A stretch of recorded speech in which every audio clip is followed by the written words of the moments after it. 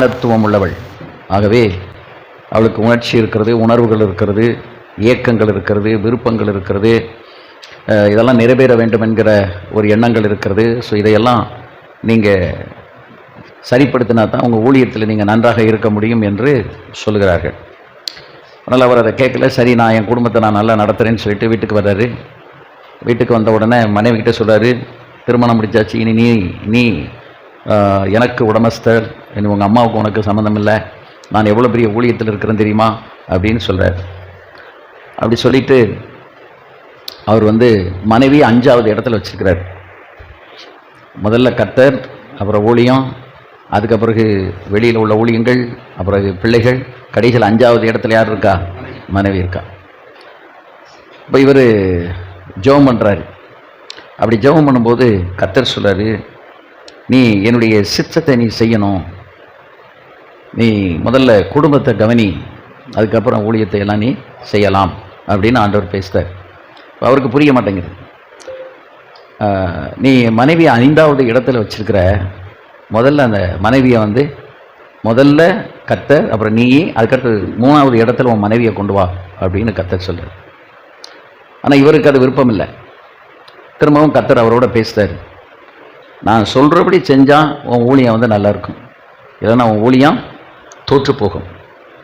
குடும்பத்தை நடத்த தெரியாதவன் சபையை எப்படி விசாரிப்பான்? அல்ல, முதல்ல குடும்பத்தை நீ நல்லா கவனி, அதுக்கப்புறம் நீ ஊழியம் செய்யலாம் அப்படின்னு சொன்ன உடனே அவருக்குள்ள ஒரு ஆவியானவருடைய கிரியை மாற்றம் உருவாகிறது.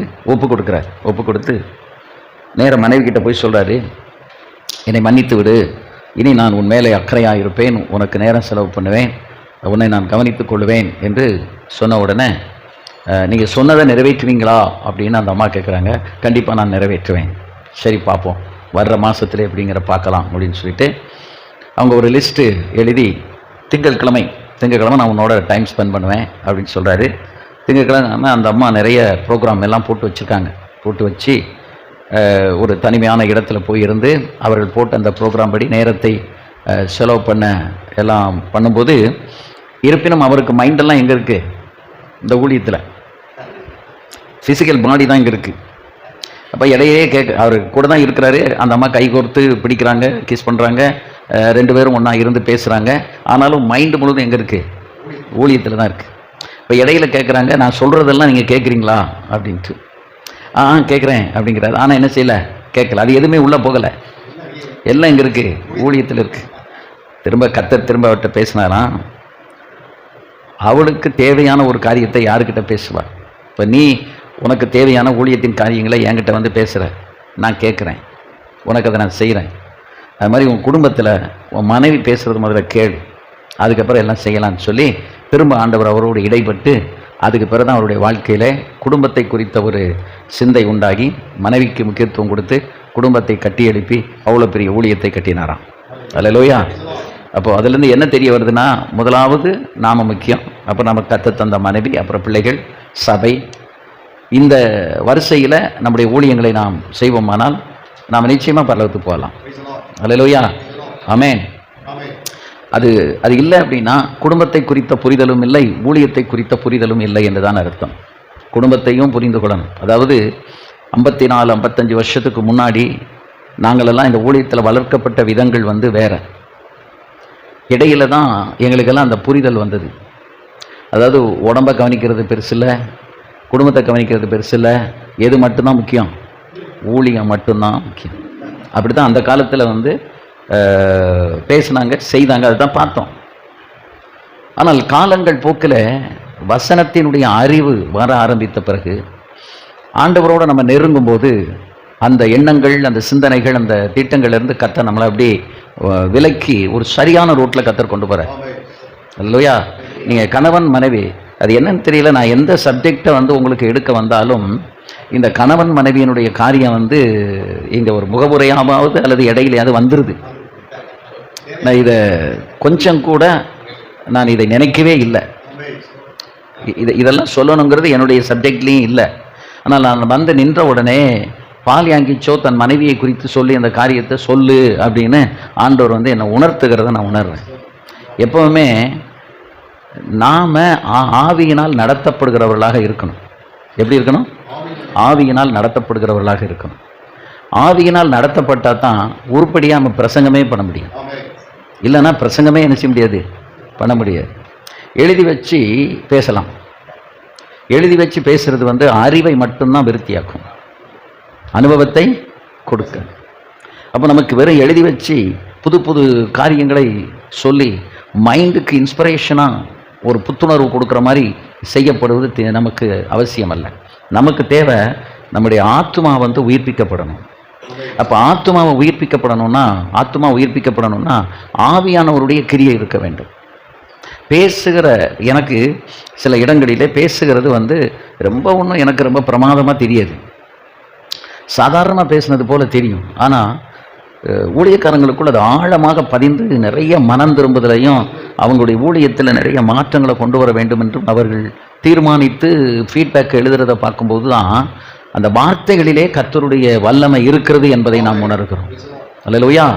இப்போது நாம் இங்கே உட்கார்ந்துருக்கிறோன்னா நம்ம எப்படி ஒரு 1.5-2 மணி நேரம் ஸ்பெண்ட் பண்ணுறோம். இந்த 2 மணி நேரமும் பேசுகிற நானும் கேட்கிற நீங்களும் ஒன்றாக ஆவியிலே இணைந்திருக்க வேண்டும். இந்த ஆவியில் இணைந்திருக்காமல் நீங்கள் எதையாவது ஒன்றை யோசித்து கொண்டே இருப்பீர்கள் என்றால் இந்த கூட்டம் உங்களுக்கு ஆசீர்வாதமாக இராது. அல்லேலூயா. போன மாதம் நான் இங்கே கூட்டத்துக்கு வந்திருக்கும் போது நான் ஒரு விஷயத்தை சொன்னேன். அந்த ஒருத்தர் வந்து வேறு மாதிரி ஒரு தீர்மானம் எடுத்துகிட்டு இங்கே வந்து உட்காந்துருக்காரு. ஆனால் அந்த கூட்டத்தில் சில விஷயங்களை, குடும்ப சம்பந்தப்பட்ட சில விஷயங்களை நான் இல்லை ஆவியானவர் அதில் பேச வச்ச உடனே உட்கார்ந்துருக்கும் போதே அவருக்குள்ள ஒரு மாற்றம். அவர் எடுத்த தீர்மானத்தை உடனே மாற்றி, இது தப்புலாம் இப்படி இருக்கக்கூடாதுன்னு வார்த்தை வருதேன்னு சொல்லி உடனே மாற்றிட்டு உடனே என்கிட்ட வந்து சொன்னார். நான் ரொம்ப உணர்த்தப்பட்டேன்னு சொல்லிட்டு போயிட்டார். அதுக்கப்புறம் ஒரு 2 நாள் கழித்து எனக்கு ஒரு நாள் ஃபோன் பண்ணி என்கிட்ட சொன்னார், அன்றைக்கி நான் ஒரு தீர்மானம் எடுத்துகிட்டு வந்தேன், ஆனால் நீங்கள் அங்கே பேசும்போது நான் அந்த தீர்மானத்தை மாற்ற வேண்டியதாக இருந்துச்சு, நான் தீர்மானத்தை மாற்றிக்கிட்டேன் அப்படின்னு சொன்னார். அப்போ நாம் இங்கே வர்றது எதுக்காக வரோன்னா, ஏதோ பாஸ்டர் இஸ்ரேல் கூப்பிட்டாரு, அவரை ப்ளீஸ் பண்ணுறதுக்காக போயிட்டு வருவோம். இன்றைக்கி நீங்கள் ஒரு நாள் ஸ்பெண்ட் பண்ணுறீங்க அப்படின்னா எனக்கும் ஒரு நாள் நாங்கள் வந்துட்டு போகிறது கிட்டத்தட்ட ஒரு 160-170 கிலோமீட்டர் அப் அண்ட் டவுன் வந்துட்டு நான் போகிறேன். கிட்டத்தட்ட ஒரு 4 மணி நேரம் எனக்கு ட்ராவலில் போயிடும். ஆக ஒரு 4 மணி நேரம் ட்ராவலு, ஒரு 3 மணி நேரம் கூட்டம், ஒரு 7 மணி நேரம். ஸோ இன்றைக்கி ஒரு நாள் எனக்கு சொல்லி முடிஞ்சது. ஆனால் இந்த ஒரு நாளும் அது பிரயோஜனமாக இருக்கிறதா? நான் வந்து உங்கள் நடுவே ரிகாந்தாரா சுக்கமாதியாராக்காமா அந்த மக்கரதீக்கன சும்பரதீந்த லக்குனமியாரா இளமார தனக்கம சம கத்தர் பேசுகிறாரா? அந்த வார்த்தையை நம் இருதயத்துக்குள்ள கேட்கிறோமா?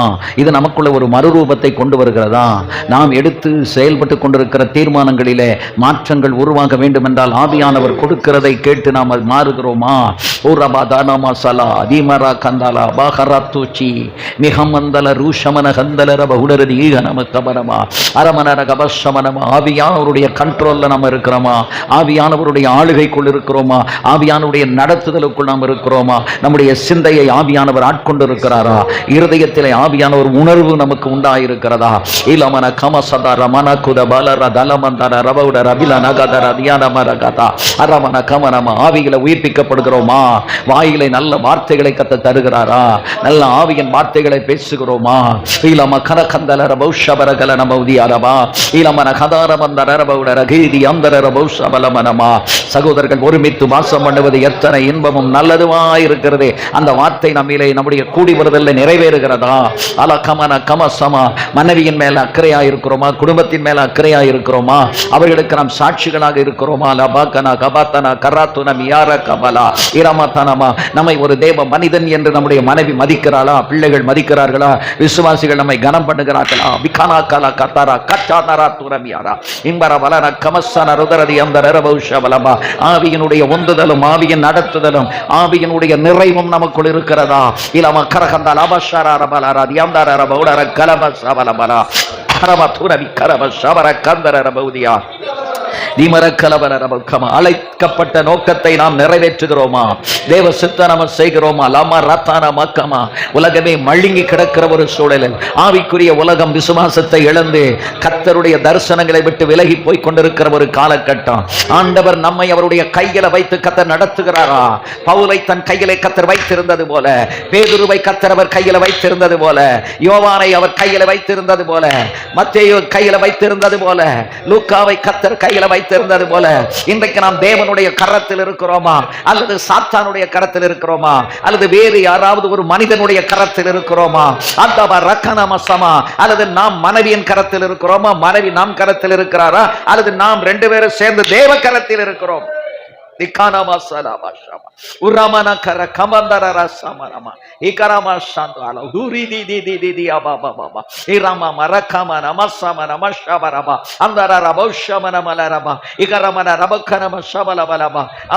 எல்லாரும் நல்ல உங்க நாவுகளை திறந்து நல்ல கத்த தருகிற பாஷைகளை ஆவியானவர் உங்களுக்குள்ள இறங்கிட்டார் அப்படின்னா நீங்க நல்ல நவமான பாஷைகளை பேச ஆரம்பிப்பீங்க. ஜெப நமக்கு வேடிக்கையா இருக்காது, ஜெப நமக்கு போரடிக்காது.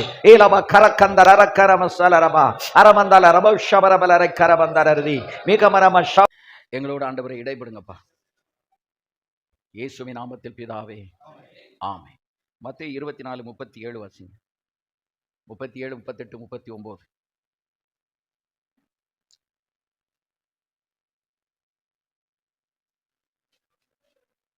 நோவாவின் காலத்தில் எப்படி நடந்ததோ அப்படியே மனுஷகுமாரன் வரும் காலத்திலும் நடக்கும். வாசிங்கம்மா.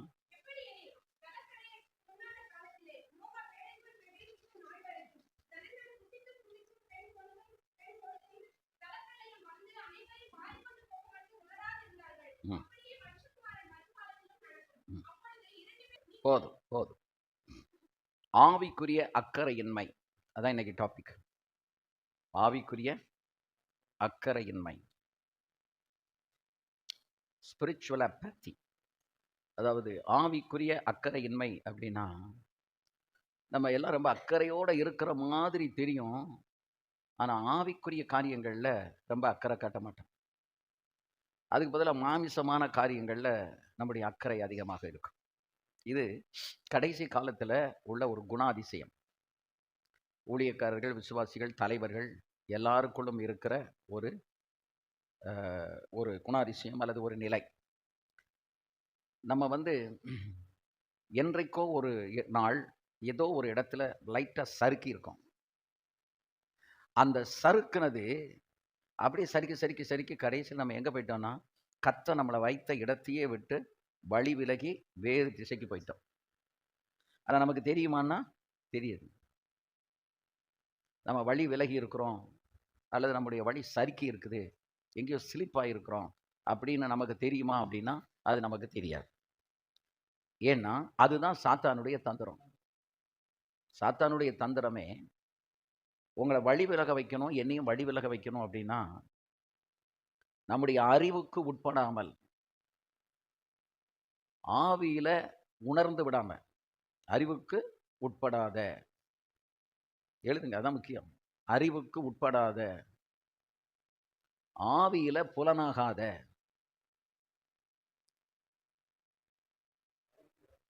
ஆவிக்கு உட்படாத, இல்ல அறிவுக்கு உட்படாத, ஆவிக்கு புலனாகாத,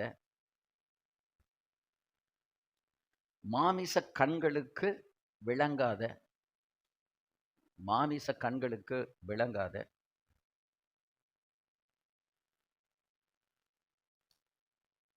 ஒரு அக்கறையற்ற நிலை, ஒரு அக்கறையற்ற ஒரு நிலை.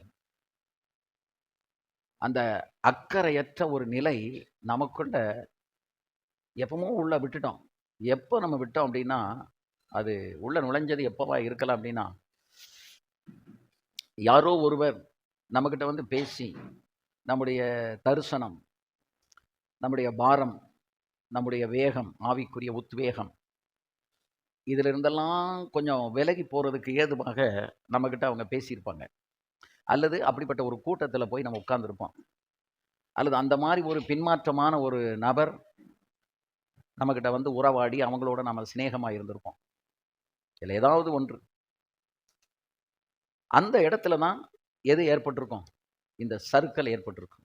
அதான் சில நேரங்கள்ல நீங்க ஆவியில தெளிவுள்ளவர்களா இருந்தா, சில நபர்கள நம்மள விட்டு ஆண்டவர் விலக்குவாரு. நம்மள விட்டு விலக்குவாரு.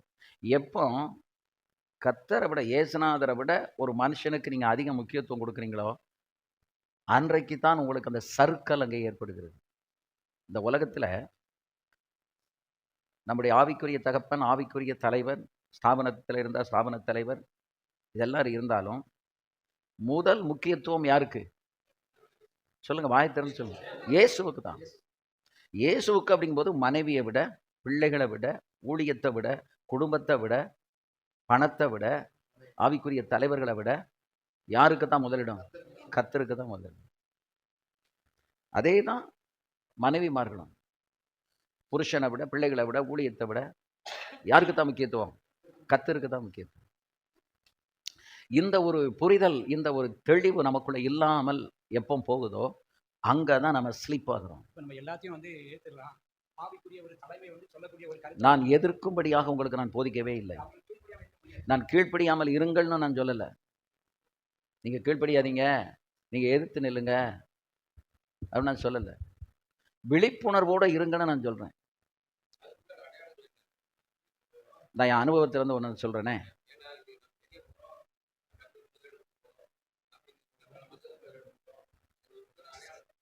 அதாவது கர்த்தர் நம்மளை கரெக்டாக நீங்கள் பாருங்க, ரட்சிப்பு, ஞானசானம், அபிஷேகம், அப்புறம் அழைப்பு, அப்புறம் நம்முடைய ஊழியம், இப்படி அந்த அந்த சீக்வன்ஸில் வரிசையில் கரெக்டாக நடத்திட்டு வந்திருப்பார். இப்போ நம்ம கரெக்டாக ரைட்டாக சரியான இடத்துல நம்ம பிளேஸ்மெண்ட் ஆகிருப்போம். கர்த்தர் சித்தமான இடத்துல ஊழியம் செய்வோம்.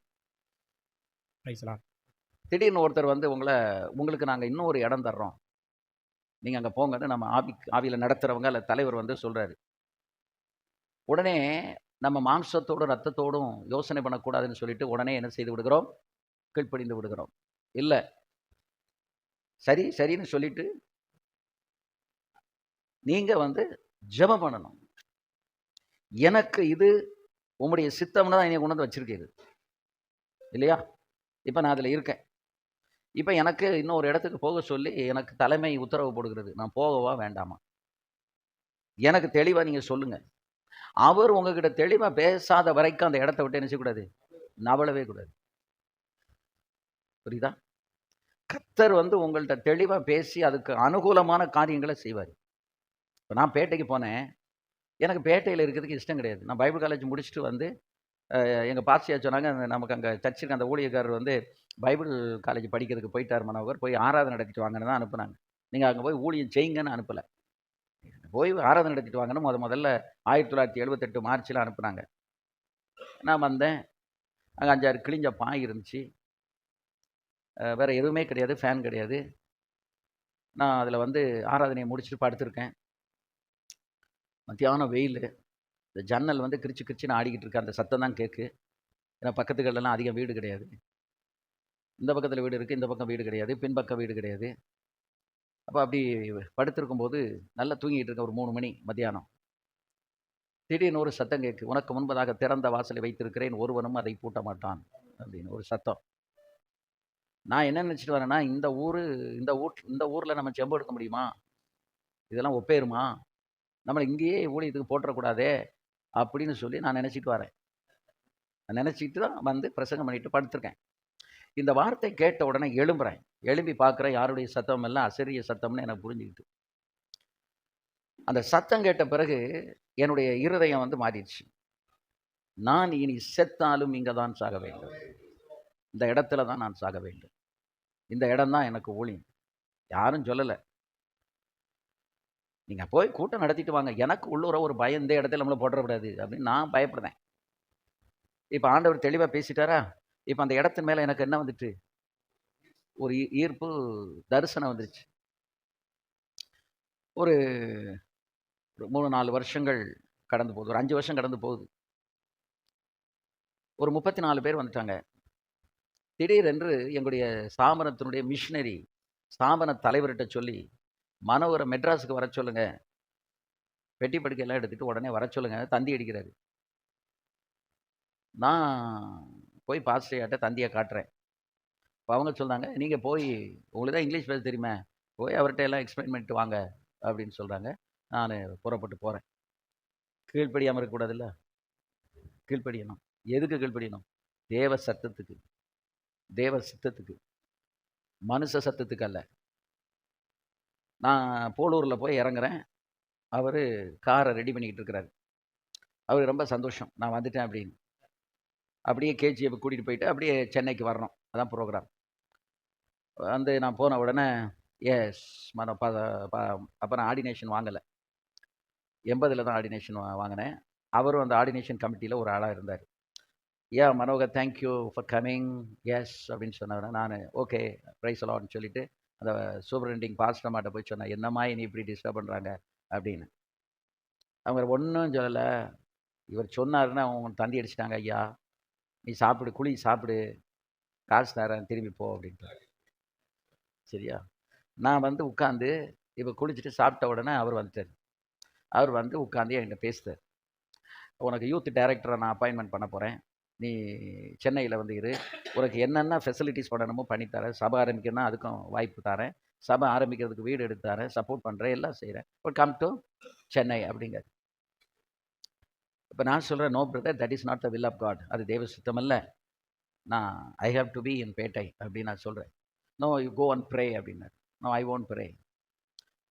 பீலையாம்கிட்ட போகக்கூடாதுன்னு சொன்ன பிறகு திரும்பவும் போய் அவன் சோமனா என்னஞ்சாரு, போ ஆனால் ஜாக்கிரதையாக இருந்தார். ஒரு தடவை போகாதன்னு சொன்ன பிறகு திரும்ப போகணுமா? திரும்ப ஆண்டவர்கிட்ட போய் நான் போட்டுமானே கேட்கக்கூடாது. தெளிவாக ஆண்டவர் நம்மகிட்ட பேசிட்டார் அப்படின்னா அதான் ஃபைனல், சாகிற வரைக்கும் அதான் ஃபைனல். அந்த நேரத்தில் தப்பிட்டேன். உடனே நான் வந்துட்டேன். இருந்தாலும் அவங்க கண்ணு அந்த நாட்களில் வந்து சரளமாக இங்கிலீஷ் பேச தெரிஞ்சவங்க, தமிழ் பேச தெரிஞ்சவங்க, டிரான்ஸ்லேட் பண்ணுறவங்க ஒரு ஆள் இருந்தால் விடுவாங்களா? விட மாட்டாங்க. அவங்களுக்கு தேவை. நான் வந்து கர்த்தருக்கு தேவை, அது ஊழியம்தான். ஆனால் அந்த ஊழியத்தில் நான் இருக்கணுமா வேண்டாமாங்கிறது தான் தேவ சித்தம். எனக்கு கொடுத்த ஊழியத்தை நான் செய்யணுமா, இனி வச்ச இடத்துல ஊழியம் செய்யணுமா, சௌரியத்துக்கு கேட்கறதுக்கு நல்லா இருக்கு. ஏற்கனவே நான் மைசூரில் தாண்டி வந்திருக்கேன்.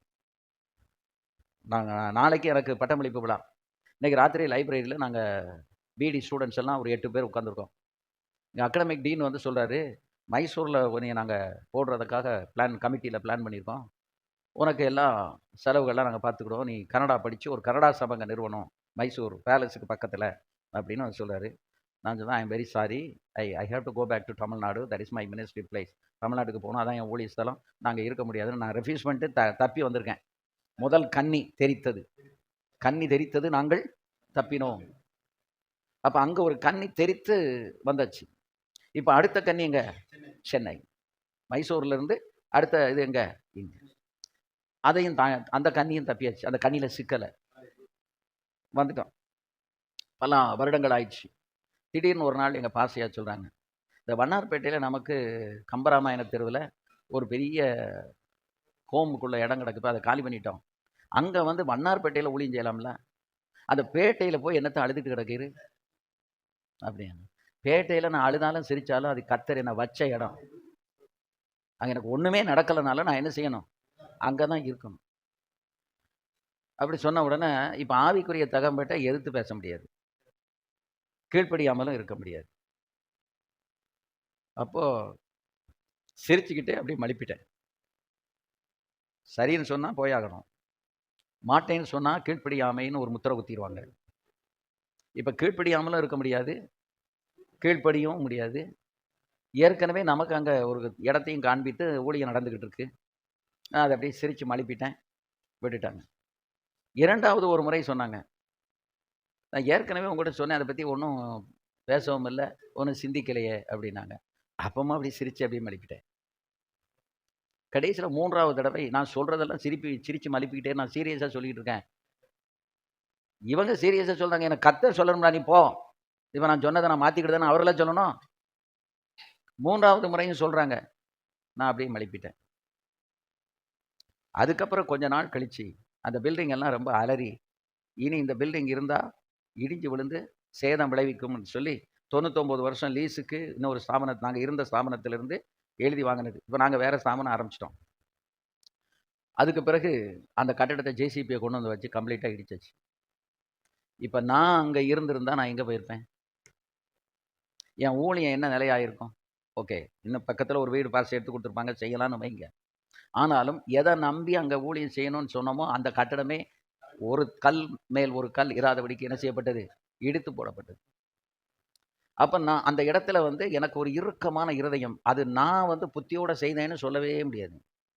ஆனா என்னை அழைத்த கர்த்தர், அவர் சித்தம் செய்வதற்காக அப்படி ஒரு கடின இருதயத்தை கர்த்தர் கொடுத்து, இந்த இடத்துல நான் வச்சுக்க, இங்க இரு மரியாதையா, நீ போகக்கூடாதுன்னு சொல்லி எனக்கு ஒரு நடத்துதலை கர்த்தர் கொடுத்தார். அந்த நடத்துதல் கொடுத்ததுனால தான் அதே இடத்துல இருந்தேன். அது போராட்டங்களும் கஷ்டங்களும் எதிர்ப்புகளும் நிறைந்த இடம். அந்த எதிர்ப்புகள், போராட்டங்கள், கஷ்டங்கள் நிறைந்த இடத்துல இருக்க வேண்டி இருக்குது. ஆனா ஒண்ணுமே இல்லாம சௌகரியமா இருக்கிற ஒரு இடத்துல நம்ம போக முடியல. இப்ப நம்ம மைண்ட் என்ன செய்யும்? எது ஈஸியா இருக்கோ அங்கதான் போகணும்னு என்ன ஆகும். இப்ப எனக்கு ஒரு தடவை கர்த்தர் பேசிட்டாரு. இப்ப திரும்பி, ஆண்டவரே, நான் சென்னைக்கு போய் பல்லாவரத்துக்கு போகவா, அல்லது நான் மன்னார்பேட்டைக்கு போகவா அப்படின்னு சொல்லி நான் வந்து ஆண்டவர்கிட்ட போய் ஓயாம கேட்டுக்கிட்டு இருக்க முடியுமா? ஆண்டவர் வந்து அழைப்பை மாற்றுகிற தேவன் அல்லவே. ஆண்டவர் என்ன செய்ய மாட்டாரு? அழைப்பை மாற்றுகிறவர் அல்லவே.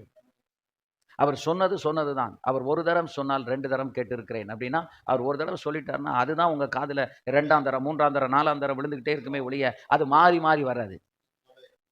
அழைப்பு மாறாதது. அப்ப அந்த அந்த தேவன் நம்மை வைத்த இடத்துல அன்னையிலிருந்து இன்னைக்கு வரைக்கும், 78ல இருந்து இன்னைக்கு வரைக்கும் அந்த பேட்டையில இருந்துகிட்டு உலகம் முழுதும் சுத்திட்டு வரேன். ஆனா எனக்கு என்ன கர்த்தர் வச்சிருக்கிற இடம் எது? அந்த பேட்டை. அப்ப இப்ப நமக்கு தெளிவா தெரியுதா? உங்க சந்தேகம் தீர்ந்துட்டா? இன்னும் தெளிவு வேணுமா? அதாவது ஒரு வசனத்தை வச்சு விளக்கம் கொடுக்கறத விட, அந்த வசனம் என் வாழ்க்கையில எப்படி நடந்தது, என்னை எப்படி வந்து சாத்தான் அந்த இடத்துல இருந்து வெளியேற்றுறதுக்கு தலைவர்கள் மூலமாகவே எப்படி அவன் முயற்சி பண்ணான். உனக்கு எதிரி உன் வீட்டார், உன் வீட்டாரே சத்துரு. அந்த வசனம் வந்து 100க்கு 200% உண்மை. ஆனா ஆரம்பத்தில் நம்ம நம்ப மாட்டோம். அது நமக்கு நம்பிக்கை வராது. அதெல்லாம் இவ்வளவு உண்மையா இருக்கிறவங்க, இவங்க வந்து நமக்கு துரோகம் பண்ணுவாங்களா, இப்படி செய்வாங்களா அப்படின்னு அனுபவிச்ச பிறகுதான் இது உண்மையா பொய்யா அப்படிங்கிறது நமக்கு தெரியும். அப்பதான் அந்த வசனம் வந்து நமக்கு உறுதிப்படும். இது உண்மைதான். உயிரை கொடுப்பாங்க, நம்மளும் அவங்களுக்கு உயிரை கொடுப்போம். இயேசுநாதரை விட ஒருபடி அதிகமாக நம்ம செய்வோம். அவங்க கிட்ட நல்ல பேர் வாங்கணும், அவங்க இருதயத்துல இடம் பிடிக்கணும், எல்லாம் செய்வோம். ஆனா இயேசுநாதர் இருதயத்துல இடம் பிடிக்கணுமான்னு நம்ம நினைக்க மாட்டோம். நம்மள ஆண்டவர் நேசித்தால், ஆண்டவர் வந்து அப்படிப்பட்ட நபர்களை நம்மளை விட்டு கர்த்தர் விலக்குவாரு. அது நமக்கு ரொம்ப கஷ்டமா இருக்கும். ரொம்ப பழகிட்டு திடீர்னு ஒரு ஆளை நம்மளை விட்டு விலக்கும் போது எப்படி இருக்கும்? தாங்க முடியாது. ஆனா அவங்க இருதயத்தை கர்த்தர் கடினப்படுத்துவார். யோசேப்பை கொண்டு போய் எகிப்துக்கு கொண்டு போகணும், குடும்பத்திலிருந்து பிரிக்கணும். தகப்பன் விட மாட்டாரு. ஏனென்றால் பல வர்ண அங்கி தச்சு கொடுத்து அவனை நேசிக்கிற ஒரு தகப்பன், தாய் இல்லாத பையன், அவன் மேல வந்து அதிகமான இரக்கம் இருக்கு. அப்ப இந்த இரக்கம் இருக்கிறது நிமித்தம் தகப்பனை விட்டு என்ன செய்ய முடியாது? தகப்பன் பிரிய விட மாட்டாரு. நம்ம ஊழியத்துல வந்து நமக்கு பெரிய தடையே யார் தெரியுமா? நம்மளை அதிகமா நேசிக்கிறவங்க தான் நமக்கு தடை. அதை நீங்க மேற்கொள்ளணும் அப்படின்னு சொன்னா, இப்போ அண்ணன்மாரெல்லாம் ஏத்துக்கிட்டு இருக்கான்னு யாருக்கு தெரியும்? யோசேப்புக்கு தெரியும். இவன் கையில போய் விழுந்தோன்னா நம்ம சட்னி சாம்பார் தான் கொண்டு விடுவாங்கன்னு தெரியும். ஆனா யாக்கோபு வந்து உன் சகோதரர்கள்ட்ட போய் இந்த சாப்பாடு கொடுத்துட்டு விசாரிச்சுட்டு வான்னு அனுப்புறாரு. இது சாதாரணமா நடக்கிற ஒரு நடைமுறை காரியம் போல தெரியுது. இவனை அனுப்பணும், இந்த பயலெல்லாம் ரொம்ப மோசமானவன்லாம், அங்க வந்து நம்ம வந்து யோசேப்பை அனுப்பக்கூடாதே அப்படிங்கிற எண்ணம் யாருக்கு வரல? வரல. இப்ப யோசேப்பு போய், என்னப்பா நீங்க இங்க கொண்டு போய் என்னைய அனுப்புறீங்க? இவன் எல்லாம் எப்படிப்பட்டவன்? காலை வேற கையை வேற பிடிக்கிட்டு போயிடுவான். ஒரு சொப்பரங்கட சொன்னதுக்கே எல்லாம் நம்ம அம்மம் கட்டிக்கிட்டு இருக்கான், நீங்க என்ன அப்படின்னு சொல்லி அவன் சொல்லல. சரி அப்படின்ட்டு போறான். அப்ப சரின்னுட்டு அவன் போய் அங்க கொண்டு போய் சாப்பாடு கொடுக்க போனா அதை வாங்கிக்கிட்டு, நல்ல கவனிங்க, சாப்பாடை வாங்கிக்கிட்டு அவன் இப்ப என்ன செய்யறான்? அவனுக்கு துரோகம் பண்றாங்க. கர்த்தரும் அதை அனுமதிக்கிறார். கொல்லணுங்காங்க. ரூபன் பார்த்தான், இது சரி வராது. ஏன்னா சாத்தான் வந்து என்ன நினைக்கிறான்னா, இவன் எகிப்துக்கு போகக்கூடாது, எகிப்துல போய் பெரிய காரியத்தை செய்யக்கூடாது, அதை தடுக்கணுங்கிறது யாருடைய வேலை? சாத்தானுடைய திட்டம். இப்ப தேவனுடைய திட்டம் இந்த பக்கம் இருக்கு, இவனை கொண்டு போய் அங்க பெரிய கவர்னரா ஆளுநரா வைக்கணும். அது தேவனுடைய சித்தம். இப்போ இவங்க எல்லாம் சேர்ந்து கொல்லணும்னு முடிவு பண்ணிட்டாங்க. மெஜாரிட்டி முடிவு பண்ணிட்டு. ஆனா டக்குன்னு ஆண்டவர் ரூபனுடைய உள்ளத்துல ஒரு இன்ஸ்பிரேஷனை கொடுக்காரு. நம்ம அவனை கொல்லக்கூடாது, இந்த வராங்கல்ல இவங்க கையில வித்து போட்டுரும். அப்ப அவங்க எல்லாம் உடன்படுறாங்க. ரூபன் மற்றவர்களுக்கு உடன்படவில்லை, ஆனா மற்றவர்கள் எல்லாரும் ரூபனுக்கு உடன்படுகிறார்கள். சரி வித்துருவோம். வித்துட்டாங்க. அப்ப என் அப்பா கேட்டா என்ன செய்ய? ஒரு ஆடு அடி.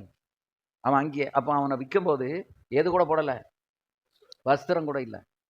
இயேசு கிறிஸ்து சிலுவைக்கு போகும்போது எப்படி அவருடைய வஸ்திரத்தை உரிந்து கொண்டார்களோ அது போலதான் யாருடைய வஸ்திரத்தை உரிந்து கொண்டார்கள்? யோசேப்பினுடைய வஸ்திரத்தை உரிந்து கொண்டார்கள்.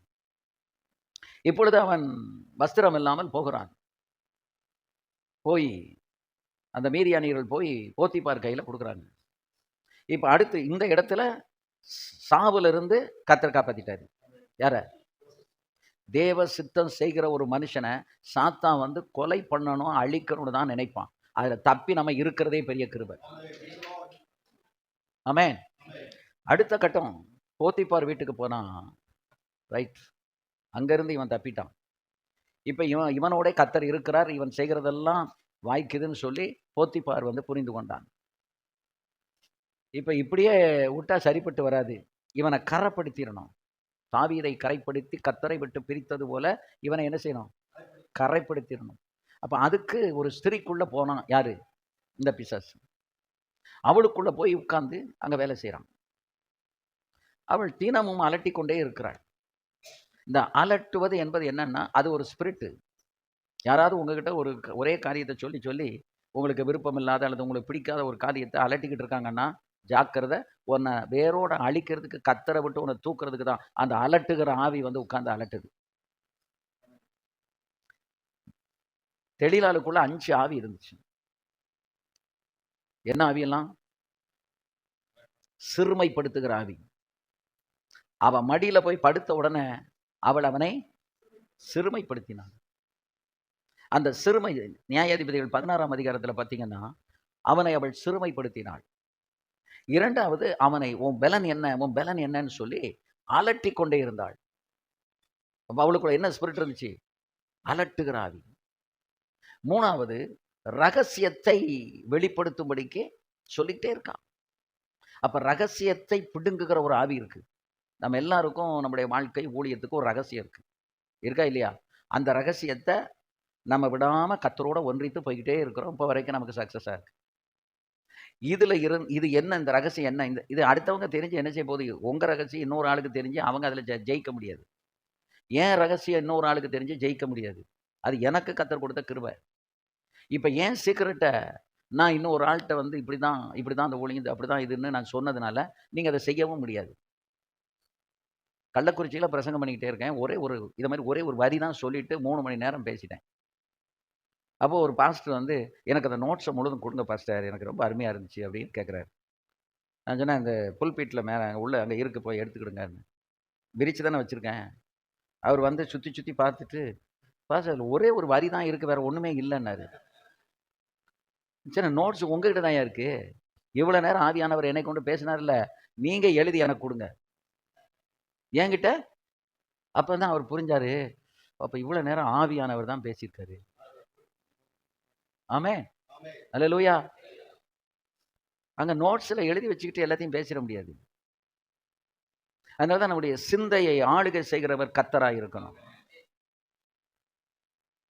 ஆமென், அல்லேலூயா. பாருங்க, நம்முடைய ஊழியத்தில் நம்ம வெற்றி அடையாம கிடக்கிறதுக்கு முக்காவாசி கணவன் மனைவிக்குள்ள இருக்கிற சண்டை, ஒருமனமின்மை. அந்த ஒருமனமின்மையினாலையும் வாக்குவாதத்தினாலையும் தர்க்கத்தினாலையும் தான் நம்ம என்ன செஞ்சிட்டு இருக்கோம்? அடுத்த ஸ்டெப்புக்கு மேலே ஏறி போக முடியல. மனைவி ஒன்றை சொன்னா புருஷன் ஒன்றை சொல்லதான், புருஷன் ஒன்றை சொன்னா மனைவி கீழே பிடிச்சி இருக்கா. 2 பேத்துக்கு என்ன வரமாட்டேங்க? ஒற்றுமை வரமாட்டேங்க. யாராவது ஒரு ஆள் விட்டு கொடுத்தா தானே முடியும். நல்லதோ கெட்டதோ ஒருமனப்படணும்ல. அந்த ஒருமனப்படலை அப்படின்னா நம்ம வெற்றி அடையவே முடியாது. குடும்பம் வெற்றி அடையினா கணவன் மனைவி ஒருமனம் இருக்கணும், பிள்ளைகள் பெற்றோர் ஒருமனம் இருக்கணும். சபை ஊழியத்தில் உருப்படணும் அப்படின்னு சொன்னால் விசுவாசிகளும் ஊழியக்காரனும் என்ன செய்யணும்? ஒற்றுமையாக ஒருமனப்படணும். அந்த ஒருமனத்தை கெடுக்கிற அங்கனங்கன ஒரு 2 ஆவி அங்கே இருக்கும். மிதிக்கணும், அந்த ஆவியை விரட்டணும். இப்போ இந்த தெளிலாளுக்குள்ள சிறுமைப்படுத்துகிற ஆவி, அலட்டுகிற ஆவி, ரகசியத்தை பிடுங்குகிற ஆவி, அதுக்கு பிறகு விசனப்படுத்துகிற ஆவி. அவள் அவனை விசனப்படுத்தினாள். 5வது பலவீனப்படுத்துகிற ஆவி. மடியில படுத்தவன் அந்த ஆக்கில் படுத்தானே ஒழிய அவனால எழும்ப முடியல. பலன் போயிடுச்சு. பலசாலி அப்படியே அந்த காசாவில் இருக்கிற இதை தூக்கிட்டு மலையில ஏறி போனவன் அவன் பெலிசியம் மிரண்டு போய் நிற்கான். இப்போ பச்சை புள்ள மாதிரி படுத்து கிடக்கான். ஏன் தெரியுமா? அங்க சிறைச்சாச்சு, முழுவதும் சிறைச்சாச்சு, வழுக்கை ஆயிடுச்சு. முடிதானே போச்சு. ஆனா அந்த முடியில தான் கத்தர் எதை வச்சிருந்தாரு? அவனுடைய பலத்தை கத்தர் வச்சிருந்தாரு. எனக்கு இந்த ஊழியத்துல தான் நான் அலைஞ்சுக்கிட்டு இருக்கேன் பாருங்க. அலைகிறேன், போறேன், வரேன், பேசிக்கிட்டே இருக்கேன்ல. இதுல தான் என்னுடைய பலன். இப்ப நான் முடங்கி ஒரு இடத்துல உட்காந்துட்டேன்னு வைங்களேன், எல்லாருமா சேர்ந்து இந்த வயசுல நீ இப்படியெல்லாம் அலையக்கூடாது. என்ன வயசாகி போச்சு? இல்லை, என்ன வயசாயிட்டுங்க? நீங்க ரொம்ப டிராவல் பண்ணக்கூடாது, போகக்கூடாது, வரக்கூடாதுன்னு சொல்லி எல்லாம் ஆளுக்கு ஒரு பாட்டு பாடி ஒரு இடத்துல உட்கார வச்சுட்டாங்கன்னு வைங்க, அன்றைக்கே பலவீனம் வந்துடும். ஓடுறவன் ஓடிக்கிட்டே இருக்கணும். ஓட்டத்தை நிறுத்திட்டோம் அப்படின்னா எது ஆட்கொள்ளும்? பலவீனம் ஆட்கொள்ளும். அது நம்ம கூட இருக்கவங்க உங்க முகத்தை பார்த்தாலே பரிதாபமா இருக்கு. ஏன் சிஸ்டர் இப்படி இருக்கிறீங்க அப்படி யாராவது பேசினா, இயேசுவின் நாமத்துல போ பிசாசேன்னு விரட்டிடுங்க. அது என்ன ஆவி? பலவீனப்படுத்துகிற ஆவி. பலவீனமா இருந்தா கூட நல்லதா இருக்கீங்க, கிழங்கு மாதிரி இருக்கீங்க, உங்களுக்கு என்ன அப்படின்னு நீங்க சொல்லி பாருங்க, உற்சாகம் தானா வந்துடும். ஆனா பலவீனப்படுத்துகிற வார்த்தைகள், அந்த வார்த்தைகளை நம்ம சொல்லும் போது அந்த வார்த்தைகள் போய் ஒரு மனுஷனை வந்து பலவீனப்படுத்திடும். அதான் மனுஷனுடைய வார்த்தைக்கு பயங்கரமான பவரை கத்தர் கொடுத்துருக்காரு. நல்ல வார்த்தையோ கெட்ட வார்த்தையோ, கெட்ட வார்த்தை பேசினா கெட்டது வரும், நல்ல வார்த்தை பேசினா நல்லது வரும். ஒரு பெரிய கிரியேட்டிங் பவர் இருக்கு. அந்த வார்த்தையை பேசுறதுல நமக்கு ரெகுலேஷன் இருக்கணும், ஒரு ஒழுங்கு இருக்கணும். அந்த ஒழுங்கு வேணும்னா வேற எந்த விதத்தில் எந்த ஒழுங்கு நமக்குள்ள வராது, எக்ஸப்ட் ஸ்பீக்கிங் இன் டங்ஸ். அந்நிய பாஷையை அதிகமாக பேசிக்கிட்டு தனியாக இருந்தாலும், சைக்கிளில் போனாலும், ஸ்கூட்டரில் போனாலும், பைக்கில் போனாலும், வீட்டில் உட்காந்துருந்தாலும் அந்நிய பாஷையை பேசிக்கிட்டே இருந்தீங்கன்னா அனாவசியமான வார்த்தை உங்கள் வாயில் வரவே வராது. உங்கள் நாவை ஆவியானவர் கட்டி வைத்திருப்பார். ஆனால் இன்றைக்கு பெரிய ஆபத்து, நம்ம ரட்சிக்கப்பட்டு அபிஷேகம் பெற்ற காலத்தில் ஆவியில் நிறைந்தது போல இன்னைக்கு ஊழியக்காரர்கள் ஆவியில் நிறைவது இல்லை. நமக்கு நாமே ஒரு திருப்தி, நான் வயசானவன், நான் வளர்ந்துட்டேன், இன்னும் சின்ன பிள்ளை மாதிரி கை தட்டிக்கிட்டு இருக்க முடியுமா? தட்டி பாருங்க, பேசி பாருங்க, ஆவியில நிறைஞ்சு பாருங்க. அதுதான் உங்களையே அது பலப்படுத்தும், உங்களுக்குள்ள இருக்கிற பக்தி விருத்தி அடைய வைக்கும். யார் என்ன சொன்னாலும் நம்ம மைண்ட் பண்ண மாட்டோம். ஆமென், அல்லேலூயா. போராட்டங்களும், பவுல் சொல்றார், பட்டணங்கள் தோறும் எனக்கு என்ன உண்டு? போராட்டங்கள் உண்டு என்று ஆவியானவர் வெளிப்படுத்துகிறார். போராட்டங்கள் தானே உடைய, போராட்டத்தை நீ தோத்து போவன்னு வெளிப்படுத்தல. போராட்டங்களில் இதுவரைக்கும் ஜெயித்தோம், இன்னும் ஜெயிப்போம். அல்லேலூயா, ஆமென். அப்ப அந்த ஒரு திடனும் அந்த தைரியமும் எப்போ வரும் அப்படின்னா ஆவியான அபிஷேகத்துல நிரம்பி ஜெபிக்கும் போதுதான். இந்த ஆவியில நிரம்பி ஜெபிக்கிற ஒரு ஆளோட இருந்தாலே நீங்க தப்பிடலாம். ஒரு அணைஞ்ச விளக்கு, விசனப்படுத்துகிற ஆவி, பலவீனப்படுத்துகிற ஆவி, குற்றப்படுத்துகிற ஒரு ஆவி, குறவு சொல்லுகிற ஒரு ஆவி, இந்த ஒரு ஊழியக்காரனோட நீங்க சிநேகம் பண்ணி 2 பேரும் போய் பரோட்டா சாப்பிட்டு 2 நாள் ஒரே டேபிள்ல உட்காந்து பரோட்டா சாப்பிடுங்க, அந்த ஆவி உங்களை பிடிச்சுக்கிடும். ஆமா, அதுக்கப்புறம் வந்து நீங்க ஆளே வேற மாதிரி மனைவிகிட்ட பேச என்ன பேச்சே சரியில்லையே அப்படிம்பாங்க. ஏன்னா மனைவிக்கு தெரியும்ல, மனைவிக்கு நம்முடைய வாசனை என்னன்னு தெரியும், நம்முடைய எண்ணங்கள் தெரியும். அல்லேலூயா. ரெண்டும் தெரியுமா தெரியாதா? கண்டிப்பா தெரியும். அப்ப அந்த நம்ம பேசுறதுல தடுமாறுறோமா அல்லது வேற மாதிரி பேசுறோமா மனைவிக்கு தெரியும்ல.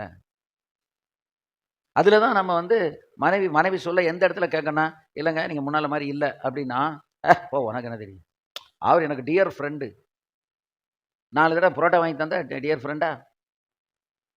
சொல்லுங்க. 4 தடவை புரோட்டா வாங்கி கொடுத்து அங்க எங்க பைக்கில் கூட்டிட்டு அலைஞ்சோன்னா டியர் ஃப்ரெண்ட் ஆயிட முடியுமா? யோனத்தானும் தாவீதும் ஆத்மாவும் இணைந்தது போல கர்த்தர் உங்களை இன்னொரு நபரோடு ஆத்மாவில் இணைக்கணும். அது இல்லாத ஒரு நபரோடு சேரக்கூடாது. ஆமென். சேர்ந்தீங்கன்னா தொலைஞ்சிங்க. ஊழியக்காரங்க வந்து வம்பா போறதுக்கு வேற ஒண்ணும் இல்ல, கேடு கெட்ட ஐக்கியம், அவங்க தான் ஓடி வந்து ராங் ஃபெலோஷிப், தவறானவர்களோடு போறது வர்றது பழகிறது இருக்கிறது உட்கார்ந்து பேசுறது, இதுதான் வந்து நம்மளை வந்து அழிக்குது. உங்களை ஆண்டவர் அழைக்கும் போது ஒரு பெரிய நோக்கத்தோட உங்களை கொண்டு தேவ ராஜ்யத்தை கட்ட வேண்டும். அதுல நீங்க வல்லமையான ஒரு கருவியா, ஒரு நெகேமியாவாய், ஒரு எஸ்ராவாய், அல்லேலூயா, அப்படித்தாங்க உங்களை கர்த்தர் அழைத்தாரு. ஆனா இந்த கேடுகட்ட சத்துரு வந்து அப்படியே உங்களை திசை திருப்பி வேற பக்கம் திருப்பிட்டான். அதுல விழிப்புணர்வை கர்த்தர் தரும்போது தவறான நிலைக்கு நம்ம போயிட்டோமே, தூசியை உதறி விட்டு எழும்பு, கம் பேக், திரும்ப வா, நீ அழைத்த இடத்துக்கு திரும்ப வா, உன்னை கர்த்தர் மகிமையாக பயன்படுத்துவார். அல்லேலூயா. அப்ப ரைட் ஃப்ரம் த பிகினிங், ஆதாமில் இருந்து நீங்க ஒவ்வொரு கேரக்டரா எடுத்தீங்கன்னா தேவ தீர்மானத்தையும் தேவ திட்டத்தையும் நிறைவேற்ற விடாம தடை பண்ணுகிற ஒரு சத்துரு நம்மளை ஃபாலோ பண்ணிக்கிட்டே இருக்கான். உயிருக்கு உல வைப்பான், இல்லைன்னா ஊழியத்துக்கு உல வைப்பான். ரெண்டுல ஏதாவது ஒன்று நடக்கும். அதுக்கு தான் நம்ம ஆவியினால் நடத்தப்பட்டால் நீங்கள் பிழைப்பீர்கள், மாம்சத்தின்படி நடந்தால் சாவீர்கள். You will die if you walk according to the flesh. Hallelujah. குர்ரபாபானா கராதானா துஷாமரபகா. இனி வரும் காலம் ஆவிக்குரிய அக்கறை இல்லாத ஒரு காலத்தை நம்ம வாழ்ந்துகிட்டு இருக்கோம். ஆவிக்குரிய அக்கறை யாருக்கும் இருக்காது. ஆவியானவர் உங்களுக்கு விழிப்புணர்வுக்காக கொடுக்கிறாரு. நான் அதுக்கு தான் இந்த கூட்டத்திற்கு கணவன் மனைவியா வந்து உட்காருங்க, கணவன் மனைவி உட்காருங்க. நீங்க சொல்ல முடியாத பல விஷயங்களை ஆவியானவர் அவர்களோடு பேசி விடுவார். உங்களுக்கு பிரச்சனையே கிடையாது. உங்ககிட்ட ஒரு காரியத்தை குறித்து அங்கே வம்படி பண்ணிக்கிட்டு ஏதாவது சொல்லிக்கிட்டு இருப்பாங்க. சரிம்மா நீ கூட்டத்துக்கு வா, நான் உனக்கு ஒரு சேலை கூட எடுத்து தரேன், கூட்டத்தில் வந்து உட்காரு, நைஸ் பண்ணி கூட்டத்தில் வந்து உட்கார வைங்க. இங்கே கொண்டு வந்து உட்கார வச்சுட்டா இங்கே யார் பேசுவா? ஆவியானவர் பேசுவார். நீங்கள் போட்டு ஒரு வருஷம் இந்த காரியத்துக்காக சண்டை போட்டுட்டு கிடப்பீங்க. தேவையே இல்லை. ஒரு நிமிஷத்தில் ஆவியானவர் பேசி இருதயத்தை சம்மதிக்க பண்ணி இங்கேருந்து வெளியே போகும்போது உங்கள் டூ வீலரில் ஏறி உட்கார்ந்த உடனே சரிங்க நீங்கள் சொன்னபடி செய்வோம். என்னாச்சுமா? கர்த்தர் இன்னைக்கு பேசிட்டாரு. கர்த்தர் பேசின பிறகு மாட்டேன்னு சொல்லக்கூடியவா எவன் இருக்கான்?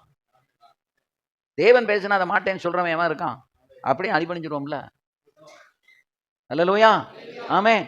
இப்போ நான் வந்துக்கிட்டு இருக்கும்போது புதுக்கோட்டையிலேருந்து ஒரு போதகர் ஃபோன் பண்ணார். எனக்கு 18 வருஷம் முடிந்து 19வது வருஷம் என்னுடைய திருமண வாழ்க்கை துவங்குது பாஸ்டர், எனக்கு ஒரு ப்ரேயர் பண்ணுங்க அப்படின்னு சொல்லிட்டு அவர் சொன்னார். பல கேள்விகளோடு நான் போன வாரம் கூட்டத்துக்கு வந்தேன். உங்கள்கிட்ட வந்து தனிப்பட்ட விதத்தில் உட்கார்ந்து அந்த சந்தேகங்கள் எல்லாம் நிவர்த்தி பண்ணணுன்ட்டு நான் வந்தேன். ஆனால் எனக்கு எல்லாத்துக்குமே மெசேஜிலே விட கிடச்சிட்டு. நான் போய் அங்கே இறங்குறேன், இறங்கி காலுக்குள்ளே வரேன், சர்ச்சுக்குள்ளே அடிக்கு மழை, பயங்கரமான மழை. ஒரு ஆள் நினைச்ச முடியாது, வர முடியாது, வந்தவன் போக முடியாது, வெளியே இருக்கவன் உள்ளே வர முடியாது. விட்டுச்சு அடின்னு அடிக்கி. மணி 7 மணி ஆயிடுச்சு சாயங்காலம். நான் மயிலாடுதுறை மீட்டிங்கை முடிச்சுட்டு ஓடி வந்திருக்கேன். 6 மணிக்கு வந்துட்டேன். 6 மணிக்கு வந்து நிறுத்திட்டு உள்ளே வந்து உட்காந்து நான் சில இதை தியானம் பண்ணிக்கிட்டு இருக்கேன். இங்கே மழை அடிக்குது. இன்றைக்கி யார் வர போகிறா? 2 பேர் கூட வர மாட்டாங்க. அந்த சர்ச்சு பாஸ்டர், அந்த அவங்க பாஸ்டர்மா, இதை கோஆர்டினேட் பண்ணுறவர். ஸோ இவங்க 4 பேர் தான் இருப்பாங்க. ரைட்டு, 4 பேருக்கு போதிச்சா போதுமே அப்படியே முடிவு பண்ணிவிட்டு உட்காந்துக்கிட்டு இருக்கேன்.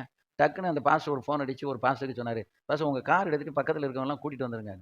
ஆனால் வந்துடுறேன் அப்படின்னு சொல்லிட்டு அவர் 5-6 பேரை கூப்பிட்டு வந்துட்டார். அப்படி இப்படிமா வந்து கிட்டத்தட்ட ஒரு 16 பேரா, 16 பேருக்கு மேலே, 16 தானே? ஆமாம், 16 பேர் வந்து உட்காந்துட்டாங்க. இன்றைக்கி அவர் சொல்கிறாரு, இப்போ அந்த கூட்டம் எப்படி இருந்துச்சு, என்ன ஏது ஒன்றும் நமக்கு தெரியல, ஃபீட்பேக் எழுதி கொடுத்துருக்காங்க. ஆனால் இன்றைக்கி அவர் ஃபோன் பண்ணி சொல்கிறாரு, நான் பல கேள்விகளை உங்கள்கிட்ட தனிப்பட்டு கேட்கணும்னு வந்தேன், ஆனால் அந்த கூட்டத்தில் எனக்கு ஆன்சர் கிடச்சிட்டு. இல்லையா? ஊழியத்தில் வளரணும், ஊழியத்தில் முன்னேறணும்னு இருக்கிறவங்களுக்கு அப்பப்போ சில சந்தேகங்கள் என்ன செய்யும், வரும். இந்த கூட்டத்தில் நீங்கள் செய்துக்கிட்டு இருக்கிறது, இப்போ பார்த்து சர்க்கணும் கேட்டார் இல்லையா, அது எப்படி கர்த்தர் இதை செய்கிறான்னு எப்படி உறுதிப்படுத்துறது? நீங்கள் திட்டம் போட்டுட்டு இங்கே வந்திருப்பீங்க, அல்லது ஒன்று செய்துக்கிட்டு இருப்பீங்க, அதை ஆமோதிக்கும்படிக்கு ஆவியானவர் உங்களுக்கு அந்த வார்த்தையை கொடுத்து, ஆஹா நான் இப்படி தானே செய்துக்கிட்டு இருக்கேன், பாஸ் இதையே கரெக்டாக சொல்கிறாரு, அங்கே ஆமோதிச்சு சீல் பண்ணிடுவார். அப்போ தான் தெரியும் நீங்கள் கரெக்ட் ட்ராக்கில் போகிறீங்கன்ட்டு. அல்லேலூயா. ஆமென். அதுக்கு தான் நம்மளை விட வளர்ந்த ஒரு நபர் அல்லது நமக்கு ஈக்குவலாக வளர்ந்த ஆட்கள்கிட்ட நம்ம உட்கார்ந்து சில விஷயங்களை பேசும்போது தான் அவங்க நம்ம வாயிலிருந்து வர்ற வார்த்தைகளை அவங்க ஊழியத்தை உறுதிப்படுத்திக்கிடுவாங்க. அவங்க வாயிலிருந்து வர்ற வார்த்தையில நம்ம ஊழியத்தை நம்ம உறுதிப்படுத்திக்கிடுவோம். நம்ம போய்கிட்டு இருக்கிறது சரிதானா? இந்த ட்ராக் கரெக்டா? இந்த உபதேசத்துல இப்படி உறுதியா நிக்கிறது கரெக்டா? இன்னைக்கு உபதேசத்தை பேசினாலே அவன் பைத்தியக்காரன். நீ இப்படியே உபதேசத்தை பேசிக்கிட்டே உட்கார்ந்துகிட்டு உனக்கு ஆளும் வராது, தேளும் வராது, பணமும் வராது, காணிக்கையும் வராது. நீ உன் குடும்பம் நீயும் தரித்திரத்துல தான் கிடக்கணும்னு போதிக்கிற கூட்டங்கள் இன்னைக்கு பெருகிக்கிட்டு இருக்கு. அவர்களுக்கு நடுவுல போய் நம்ம உட்கார்ந்தோம்னா, நம்ம அவுட் ஆஃப் கான்டெக்ஸ்ட் மாரி நமக்கு தெரியும். நம்ம சத்தியத்தை பேசிக்கிட்டு இருக்கோம். சத்தியத்துல ஒரு 4 பேர் நிக்க மாட்டாங்களான்னு எதிர்பார்த்துருக்கோம். 400 இல்ல 4 பேர் நின்னா போதும். இந்த இந்த ராஜபாளையம் தாலுகாவுல நீங்க ஒரு 10 பேர் சத்தியத்தை கை கொடுக்குற ஊழியக்காரங்க இருந்தாலே, உங்க தாலுகாவ கிடுகிடுன்னு அசைச்சிரலாம். அங்க ஒரு 500 பேரு சத்தியமில்லாத வெத்து வேட்டுகள் இருக்குன்னு வைங்க. அது 500 பேர் இருக்காங்க. நீங்க 10 பேர் தான் இருக்கீங்க. இந்த 10 பேரை கொண்டு மேன்மையான காரியத்தை கர்த்தர் செய்வார். எதை மட்டும் விட்டுறக்கூடாது? சத்தியத்தை மட்டும் விட்டுறக்கூடாது. இந்த சத்தியத்தை நீங்க விட்டீங்கன்னா, நீங்க லூஸ் ஆகி உண்மையிலே லூஸா போயிருவோம். மைண்ட்லயும் லூஸ் ஆயிரும், வாழ்க்கையும் லூஸ் ஆயிரும். சத்தியத்தை ஒரு காலத்துல வைராக்கியம் சிலர் சொல்லுவாங்க, சத்தியம் சத்தியம்னு கிடந்தேன், ரொம்ப கஷ்டப்பட்டுட்டு நறுங்கிட்டு கிடந்தேன். என்னைக்கு நான் கொஞ்சம் உபதேசத்தை தளர்த்தினனோ, அன்னைக்கு தான் எனக்கு காசு வர ஆரம்பிச்சது, காணிக்கை நிறைய வந்துச்சு, ஆட்கள் நிறைய வந்தாங்க. இதை கேட்கும்போது சத்தியத்தில் இருக்கிற ஆளுக்கு எப்படி இருக்கும்? பேசாம இப்படி பண்ணிட்டா கூட பரவாயில்ல போல் இருக்க. முதல்ல போய் ட்ரையல் பார்ப்பாங்க மனைவி கிட்ட. ஆமா இப்படி இப்படி நான் நினைக்கிறேன், இந்த பாஸ்டர் இப்படி சொல்றாரு அப்படின்னு. மனைவி ஏற்கனவே பின்மாற்றத்தில் இருந்தான்னா, அதாங்க நான் ஏற்கனவே சொல்லணும்னு இருந்தேன், இப்பதான் உங்களுக்கு வெளிச்சம் கிடைச்சிருக்கு. அப்படித்தான் இப்ப நீங்க பேசுங்க. நீங்க ரொம்ப ஸ்ட்ரிக்டா பேசுறீங்க. ஒரு ஆளு சபைக்கு வராது. அவ சத்தியத்துல இருக்க வந்தா என்னாச்சு? அப்பாலே போ சாத்தானே. ஏன்னா சாத்தான் வந்து இறங்கிட்டானா, நம்ம வந்த வழி என்ன? நம்ம வளர்த்த வளர்ப்பு என்ன? நம்ம கர்த்தர் நடத்தினது என்ன? இன்னைக்கு நீங்க இப்படி உட்கார்ந்துகிட்டு இருக்கீங்க. முழுக்க முழுக்க கிருபாசனத்துல வளர்ந்த ஒரு குடும்பம் இன்னைக்கு முழுக்க முழுக்க தன் பிள்ளைகளுக்கு நகை போட்டு திருமணம் முடித்துக் கொண்டு இருக்கிறார். எப்படி இருக்கு பாருங்க. கழுதை தேய்ந்தால் டைரக்டா கட்டெரும்பு தான். இடையில ஒரு பருவம் கிடையாது. கழுதை தேய்ந்தால் என்னது? கட்டெரும்பு. அவர்கள் வளர்ந்த விதம், ரட்சிக்கப்பட்ட விதம், வளர்ந்த விதம் சத்தியத்திலே வளர்ந்தார்கள். ஆனால் இன்றைக்கு அவர்களுக்கு பெந்தகோஸ்காரங்க தான், பெந்தகோஸ் சபை தான். எனக்கு மீட்டிங்கா அவர் தான் கோஆர்டினேட் பண்றாரு. ஆனா பிள்ளைகளுக்கு கல்யாணம் எல்லாம் எதில் நடக்கு? நகையை போட்டு நடக்கு, சிஎஸ்ஐல நடக்கு. அவர்கிட்டலாம் நீங்க கேட்கணும். என்கிட்ட கேட்டீங்கன்னா, கழுதை தேஞ்சா கட்டெரும்புன்னு நான் முதல்ல சொல்லிட்டேன். அதாவது கணவன் மனைவி எதுக்கு கர்த்தர் சேர்த்திருக்காரு தெரியுமா? சும்மா சோறு பொங்கி கொடுத்துட்டு அந்த சாப்பிட்டு கொஞ்சம் கொலாவிக்கிட்டு ஏதோ செக்ஷுவல் ஃபீலிங்கை மட்டும் நிறைவேற்றிட்டு போறதுக்காக இல்ல. புருஷன் ஒரு இடத்துல ஆவியில லேசா அப்படி போறானா, ஆவிக்குரிய மனைவி வந்து அலாரம் அடிக்கணும். ஜாக்கிரதை. சில ஆண்கள் கேட்க மாட்டாங்க. நீ பொம்பளை, அதான் பொம்பளைன்னு தெரியுமே, பொம்பளைங்கிறதுனால கல்யாணம் முடிச்சிருக்கோம். நீ பொம்பளை, நான் தான் கிங், நான் சொன்னது நீ கேளு, பேசாம விட்டுட்டு ஜெபம் பண்ணுங்க.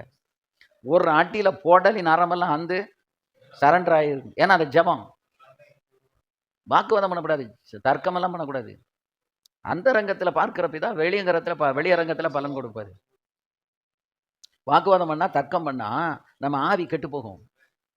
குறைவு சொன்னா ஆவி கெட்டு போகும். குறை கேட்டாலும் ஆவி கெட்டு போகும். ஏன்னா இப்ப ஆவிக்குரிய காரியங்கள் அக்கறை இல்லாத ஒரு காலத்துல இப்ப நம்ம வந்திருக்கோம். நீங்க எந்த பக்கம் right and left and front and back நீங்க பாத்தீங்கன்னா, யாருமே வந்து ரொம்ப ஆவியில அக்கறையானவங்க இருக்க மாட்டாங்க. அதான் நோவாவின் காலம். ஜலப்பிரளயம் வந்து அவர்கள் எல்லாரையும் மாறிக்கொண்டு போகிற வரைக்கும் உணர்வில்லாமல் இருந்தார்கள். அப்ப இன்றைக்கும் ஆவிக்குரிய உலகத்துல என்ன இல்ல? உணர்வு இல்லை. ஏன் உணர்வுனா, உணர்வை அருளும் ஆவியானவர் இல்ல. யோவான் ஆவிக்குள்ளானான் கர்த்தருடைய நாளிலே. அதான் அவனுக்கு பரலோக தரிசனம் கிடைச்சது. இப்ப நம்ம பரலோக தரிசனத்தை இழந்து இந்த பூலோக தரிசனத்தை தான் நம்ம பார்த்துக்கிட்டு இருக்கோம். அப்ப பூலோக தரிசனம் நம்ம முன்னால நிற்கும் போது பரலோக சிந்தனையே வராது. அல்லேலூயா. நான் இந்த ஊழியத்துல இப்படி கொஞ்சம் சத்தியங்கள், அதுவும் குறிப்பா நகை காரியங்கள்லாம் பேசினோடனே நீ அப்படி எதிர்த்தாங்க. முகத்துக்கு முகம். இப்பவும் எதிர்த்து இன்னைக்கு காலையில கூட்டம்னா, காலையில ஒரு 8 மணிக்கு ஃபோன் ஆரம்பிச்சிருவாங்க. யாரெல்லாம் அங்க போறாங்களோ, நீங்க பாஸ்டரையா கொடுத்து போகாதீங்க அப்படின்னு ஃபோன் பண்ணி பேசுவாங்க. இப்பவும் பேசிட்டு இருக்காங்க சில இடத்துல. இங்க பேசி பார்த்தாங்க, அது ஒண்ணும் நடக்கல. ராஜபாளையத்திலேயும் அந்த வியாதி இருந்துச்சு. நான் என்ன சொல்றேன் அப்படின்னா, நான் செய்கிறது கர்த்தருடைய சித்தத்தின்படி இருந்தால் சத்துரு இதுக்கு முன்னால நிக்க முடியாது. கொஞ்ச காலம் அவர்கள் அப்படித்தான் விளையாடுவார்கள்.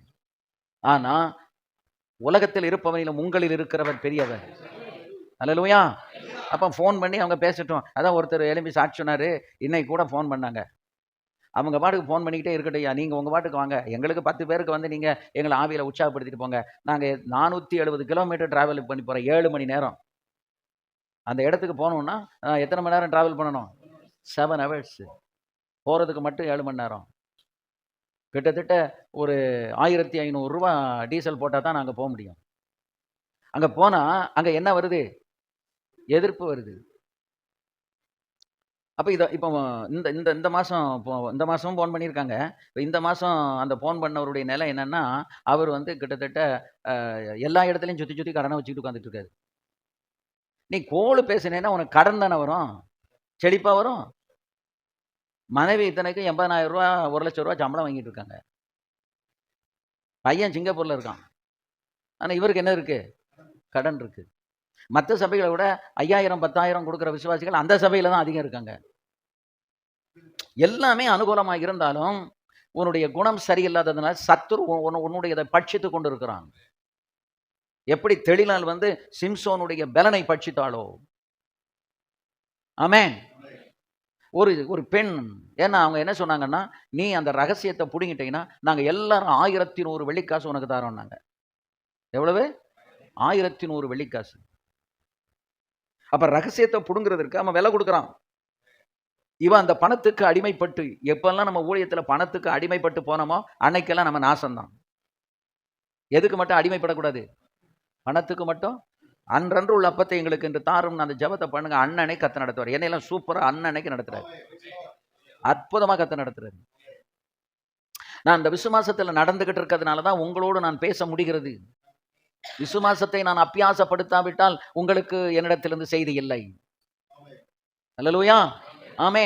நான் ஒன்றும் பெரிய ஸ்தாபன தலைவர்கள் நடுவில் போய் நான் ஒன்றும் நின்று பேசலை. கீழ்மட்டத்தில் இருக்கிற சாதாரணமாக அன்னன்னைக்கு நீங்கள் அரிசி வாங்குறதுக்கும் நீங்கள் ஊழியத்துக்கு போகிறதுக்கும் பெட்ரோல் போடுறதுக்கு காசு இல்லாத அப்படிப்பட்ட ஒரு கூட்டத்துக்கு நடுவில் தான் நான் பேசிக்கிட்டு இருக்கேன். அதனால தான் என்னையும் கத்துற அதே மாதிரி நடத்துகிறார். இன்னைக்கு வேணுமா, இன்னைக்கு நாளை நேற்றுக்கே தந்துடுவார், இன்னைக்கு தருவார், புறப்படும் போது தருவார்.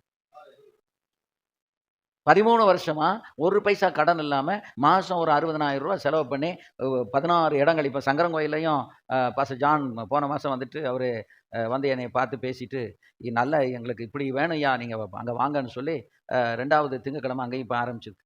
போன மாதம் ரொம்ப சூப்பராக இருந்துச்சு. அது அந்த இதை கெடுக்கிறதுக்கு பாருங்க, திங்கக்கிழமை என் பிரதர் இன்லா மூத்தவர் இறந்து அன்னைக்கு தான் அடக்கம். இப்போ நான் அன்னைக்கு இப்போ தான் கூட்டம் ஆரம்பிச்சிருக்கு. நான் இங்கே இருக்கவா சென்னையில் இருக்கவா? சரி, ராஜனையும் மருமகளையும் பாஸ்டமாவே அனுப்பிவிட்டேன். ஏன்னா எனக்கு ஞாயிற்றுக்கிழமை ஆராதனை, அடுத்த நாள் எனக்கு சங்கரங்கோயில், அதுக்கு அடுத்த நாள் அறந்தாங்கி, அதுக்கு அடுத்த நாள் திசையின் வழியில், அது ரெண்டும் என்கேஜ்மெண்ட்டு.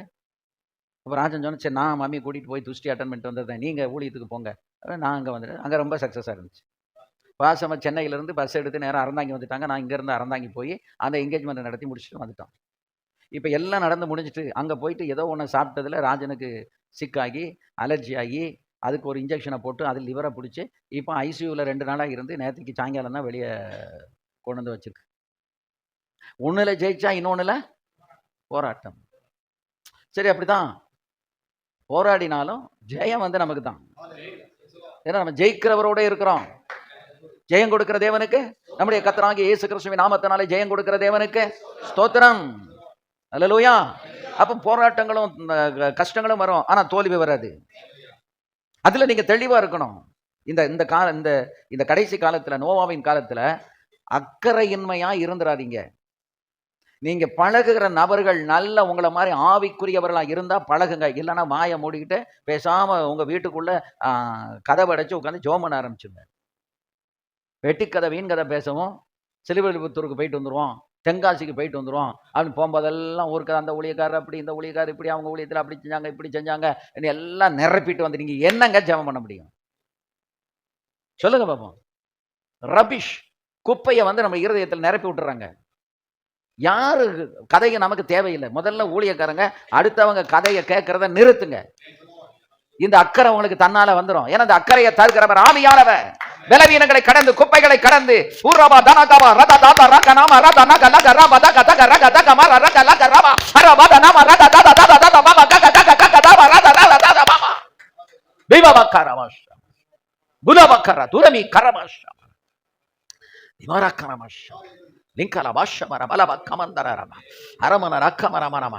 நுனி நாக்குல இருக்கணுங்க அபிஷேகம். நுனி நாக்குல இருக்கணும் அபிஷேகம். இது நிறைக்கும் போது 50 நாள் உட்கார்ந்து ஜெபம் பண்ணிட்டு இருக்காங்க, ஒண்ணும் நடக்கல. அவர்கள் ஒருமனப்பட்டு ஓரிடத்திலே கூடி வந்தார்கள். அந்த ஒரு மனம் அவர்களுக்குள்ள வந்த உடனே பரிசுத்த ஆவியானவர் இறங்கினாரு. அடையாளம் என்ன? எல்லாரும் அக்கினிமயமான நாவுகள் போல பிரிந்திருக்கும் நாவுகள் அவர்கள் சிரசின் மேலே வந்து அமர்ந்ததே, அதை அவர்கள் கண்டார்கள். அங்கே ஒரு இடி முழக்கம் போல ஒரு சத்தம் உண்டாயிட்டு, சத்தமும் இல்ல, ஒண்ணும் இல்ல, கைதட்டு இல்ல, ஜபம் இல்ல, வாயை திறந்து பேசவும் இல்ல. எங்க கூடி உங்க மேல அபிஷேகம் வரும்? உங்க மேல அபிஷேகம் வந்து விட்டது, ஆவியானவர் இறங்கி விட்டார் என்றால் உன்னிலிருந்து ஒரு சத்தம் வெளியே வர வேண்டாம். அவர் உள்ள போனா உள்ள இருந்து வெளியே சத்தம் வரணும் அல்லவா? ஆமென். இகாராமா சபரகாராமா ஷபரமா உலகாராமா ஷபரகந்தர ரபௌடி கபஸ்யா. பக்தி உள்ளவர்கள் எல்லாம் நீண்ட நேரம் அந்நிய பாஷை பேசினவர்கள், ஆவியில நிரம்பினவர்கள், கைதட்டி ஆர்ப்பரித்தவர்கள். தூரமான ரக்கத்தாராமாலாராமா. நீ ஒரு நாளும் நீங்க வெட்கப்பட்டு போக மாட்டீங்க. வெட்கப்பட்டு போக கத்தர் விடவே மாட்டாரு. கத்தரை பாராட்டி கையை தட்டுறவன் வெட்கப்பட்டு போகவே மாட்டான். Duramala Kamashaba Rabala Kamadaradia Aramana Maradana Masala Ramadaradia Uraba Gadala Bakara Katamana Karama Imara Batana Karakala Mana Raga Daga Daga Mana Rika Abadara Arabada Raga Laba Rada Rama Laga Laga Raga Daba Raga Daga Daga Rama Lana Gata Gata Gata Gata Gata Gata Gata Gata Gata Ara Gata Gata Gata Gata Gata Gata Gata Gata Gata Gata Gata Rama Gata Gata Gata Gata Gata Gata Gata Gata Gata Baba Baba Baba Baba Baba Siga Baba Baba லூபாரா Kantara ரபா ஷாபாரா பாரா அரபா கமனமா. எரிந்து கொண்டிருக்கிற அந்த கட்டையோடு சேர்ந்தா குளிர்ந்து போன ஆத்மாவும் உயிர்ப்பிக்கப்பட்டு கொஞ்ச நேரத்துல அனல் வந்தவுடன் அது எரிய துவங்கும். பூரபாலா கந்தாராபாலா ரதிகாராமா சாபா அரம தரமல ரகமர தரமர ரபல கபர பதரபா அரபல நக பத பரபா. கடைசி காலத்துல விசுவாசம் இருக்காது, அன்பு தணிந்து போகும். ஆனால் ஆவியில இருக்கிறவர்களுக்கு அது அனல் மூட்டி எழுப்பப்படும். Dubarakana masa, Garabada, Larakandara, Baba Baba Baba, Aradana Mara Bara Bara Bara Bara, Arabaga Dara Mana Raga Daga Daga Daga Daga Raga Laga Raga Daga, Aragata Gata Gata Gata Mana Karakala Bara Dara Dura, Ura Baba Bara Dana Mara Diga Naga Rama, Nala Neramunga, ஒரு முறை கூட ஆவியானவர் நம் நடுவில் இறங்கி வருகிறார். எல்லாம் எழுப்பி நில்லுங்க, எல்லாரும் எழுப்பி நில்லுங்க. ரிகா தாக தாக தாக மக ரகா புரா கண்ண கார மான காசா Dura bala raga daga daga rakata arabaga daga ramana nagala ira mana kaka kaka kaka kaka apa raka mana ma நல்ல கைதட்டி ஆவியில நிரம்புங்க நிரம்புங்க நிரம்புங்க.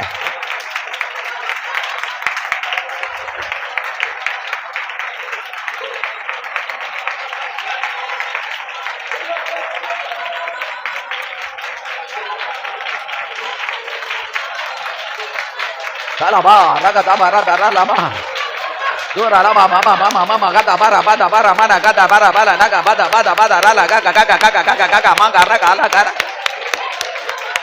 Dura bila redi yana mala raga dama raga lama rama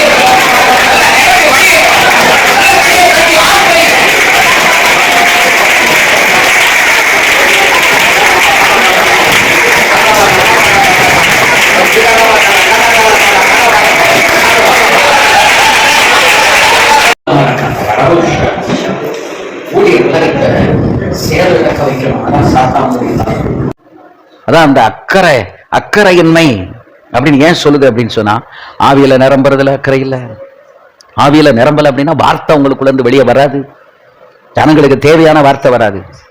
ஜனங்கள் ஒரு தேவையோட வந்து உட்கார்ந்து இருப்பாங்க, நீங்க எதையோ ஒரு மெசேஜ் கொடுத்துட்டு இருப்பீங்க. உங்க அறிவுக்கு தென்பட்டதை நீங்க பேசிட்டு இருப்பீங்க. அறிவுக்கு தென்பட்டதை பேசுறதை விட ஆவிக்கு தென்பட்டதை பேசுங்க. ஆண்டவர் அந்த புல்பீட்ல வந்து நின்ன உடனே உங்களுக்கு என்ன ஆண்டவர் தாராரோ உங்க செய்தி இருக்கட்டும் அங்க. ஆனா ஆவியானவர் உங்க வாயிலிருந்து பேசணும்.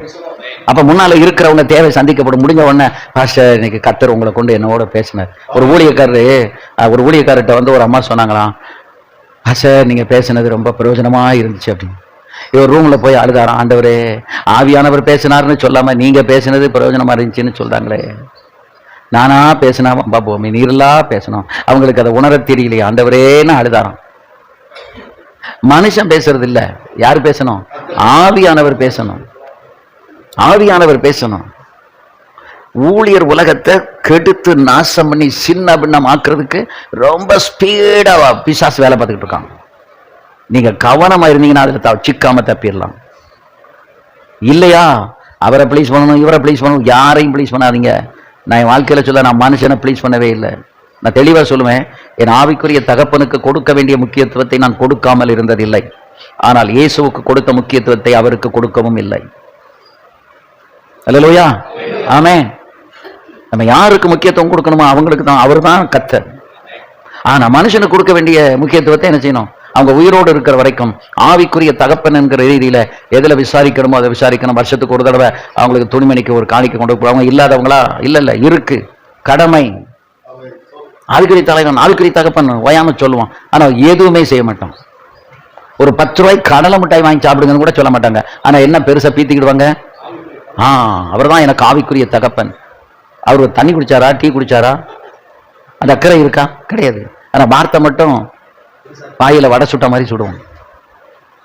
அதனால அவங்க சாகிற வரைக்கும் அவங்களுக்கு அந்த வருஷந்தோறும் போய் ஜனவரி மாதம் ஒரு 5000 ரூபாய் கொண்டு போய் கொடுத்து அவங்களுக்கு துணிமணி, இதை உங்களுக்கு ட்ரெஸ்ஸுக்கு வச்சுக்கிடுங்க, அந்த கையில் கொடுத்துட்டு வருங்க. முன்னால் எடுத்தே கொடுப்பேன், பிறகு பார்த்தேன் சரி வேண்டாம், காசை கொடுத்துட்டா ரொம்ப நல்லது. அவங்க கடைசியில் சிக்கான நேரத்தில் ஒவ்வொரு தடவை கீமை கொடுக்க போகும்போதும் என்னால் முடிஞ்சது ஒரு 5000 6000 அந்த 2 வாரம் சேர்த்து வைப்பேன். சேர்த்து வச்சு கொண்டு போய் புறம் காரில் ஏறுறதுக்கு முன்னால் முழங்கால் போட்டு தாழ்மையாக அந்த எதுக்கு மனவர் நீங்கள் அப்படின்னு ஒரு அதட்டுவாங்க. இருக்கட்டும், என்னை வாங்கிட்டு ஆசீர்வதிங்கன்னு தாழ்மையாக கையில் கொடுத்து அப்படி செஞ்சதுனால தான் இன்னைக்கு நான் நல்லா இருக்கேன். அல்லேலூயா, ஆமென். வாய்ச்சாலம் என்னைக்கு வாய்ச்சவுடல் நிற்காது. அது ஒரு நாள் நம்ம யாருங்கிறத காட்டி கொடுத்துரும். ஆனா உண்மையான வாழ்க்கை நீங்கள் வாழ்வீர்கள் சொன்னால் நீங்க வெட்கப்பட்டே போக மாட்டீங்க. ஆமென், அல்லேலூயா. இங்க இருக்கிற அத்தனை பேரும் மனைவிமாரோட நீங்க வந்து உட்கார்ந்து இத மாதிரி எல்லாம் கணவனும் மனைவியும் அப்படி எல்லாரும் வந்துட்டீங்கன்னா கணவன் மனைவியா உட்கார வச்சிடலாம். 2 பேரும் அடுத்தடுத்து உட்கார்ந்து நீங்க ஆவியில நிரம்பி பாருங்க பாப்போம், அதுல இருக்கிறது ஒரு பயங்கரமான மகிமை. அல்லேலூயா, ஆமென். அப்பதான் நமக்கு நல்ல மனைவியை கத்த தந்திருக்க, அந்த மனைவிக்காக கத்தரை ஸ்தோத்திரம் பண்ண முடியும். நம்ம மேல அக்கறையான ஒரு மனைவி, நம்ம மேல அக்கறையான ஒரு புருஷன், கத்தாவே தோத்திரம். 2 பேரும் இப்படி தோத்திரம் பண்ணா அந்த குடும்பம் எப்படி இருக்கும் சொல்லுங்க பாப்போம். வாக்குவாதமும் சண்டையும், உன் வேலையை பாரு, பேசக்கூடாது. அது ஏய்னா என்னது? அவளுக்கு ஒரு பேர் இருக்கு, அவர் மனைவி. இங்க வா, எங்க போ. ஏய்னா என்னது? இப்ப நாகரிக உலகத்துல ஏய்னா என்னது? Artificial intelligence. இன்னைக்கு அதுதான் வந்து மேலோங்கி நிக்குது. அது இப்ப இன்னைக்கெல்லாம் வந்துச்சு. இது முன்னாலே சொல்லிக்கிட்டுல இருக்கு. எரும மாடு, நான் கூப்பிட்டுக்கிட்டு இருக்கேன், உன் காதுல விழல? ஒருத்தன் எரும மாடை கட்டிட்டு குடும்பம் நடத்த முடியுமா சொல்லுங்க? கழுதையை கட்டிட்டு குடும்பம் நடத்த முடியுமா? அப்ப இவன் எவ்வளவு பெரிய கழுதையா இருப்பான்? இல்ல, நான் என்ன சொல்ல வரேன்னா, நீங்க யாருன்னே தெரியாம பேசுறீங்க. You are a man of God. நான் எல்லா கூட்டத்திலையும் சொல்றது என்னன்னா, நீங்க சாதாரணமான ஒரு மனிதர்கள் அல்ல, அழைக்கப்பட்ட தேவ மனிதர்கள், தேவ மனுஷிகள். அதை எப்பவுமே சிந்தனையில வைக்கணும். நான் ஒரு அழைக்கப்பட்டவன், ஆண்டவரால் பயன்படுத்தப்படுகிறவன், அவர் ராஜ்யத்தை கட்டுவதற்காக அழைக்கப்பட்டவன். என் மேல ஒரு பெரிய அபிஷேகம் இருக்கு அப்படி நீங்க நினைச்சீங்கன்னா தான் அந்த அபிஷேகம் பொங்கி பொங்கி வரும். அதை கெடுக்கிறதுக்கு தான் சாத்தான் கீழே வெளியாக்கிட்டு இருக்கான். அல்லேலூயா. அப்படி சொட்டத்து போட்ட நேரத்தில் உங்களை அப்படி டக்குன்னு தட்டி கீழே கொண்டு போயிடும். உங்க மேல இருக்கிற பெரிய திட்டம் மண்ணா போயிடும். அதுக்கு நம்ம ஒரு நாள் இடம் கொடுக்கவே கூடாது. தாவீது எத்தனையோ மனைவி கட்டினான். அந்த ஒரு பைத்தியக்காரன் நாபாலு, அவன் பைத்தியக்காரப்ப, இவா வந்து புத்திசாலி. அபிகாயில் இருக்கால புத்திசாலி. அவன் அவளை கட்டினதே வந்து அவளுடைய நிர்வாக திறமையை பார்த்தான் கட்டினான். சரி, எல்லாம் கட்டி தொலையிட்டான். கடைசியில சாத்தான் பார்த்தான், நீ எல்லாம் இப்படி பண்ணிக்கிட்டு இருக்கியா, நீ ஆண்டவருடைய இருதயத்துக்கு உகந்த தாசனா, உன்னை நான் கொண்டு போய் குளத்துல உன்னை முங்க வச்சிருவேன். அதே மாதிரி இவன் யுத்தத்துக்கு போகாம எங்க இருந்தான்? உப்பரிகையின் மேல உலாவிக்கிட்டு இருந்தான். அந்த நேரம் பார்த்து அவன் கண்ணுல யார் பட்டா? பத்சேபா பட்டா. தெளிலா கதை முடிஞ்சு 1.5 மணி நேரம் ஆச்சு. பத்சேபா, அட அவ குளிக்கா இருக்கா வைக்கா போறா, உனக்கு என்ன?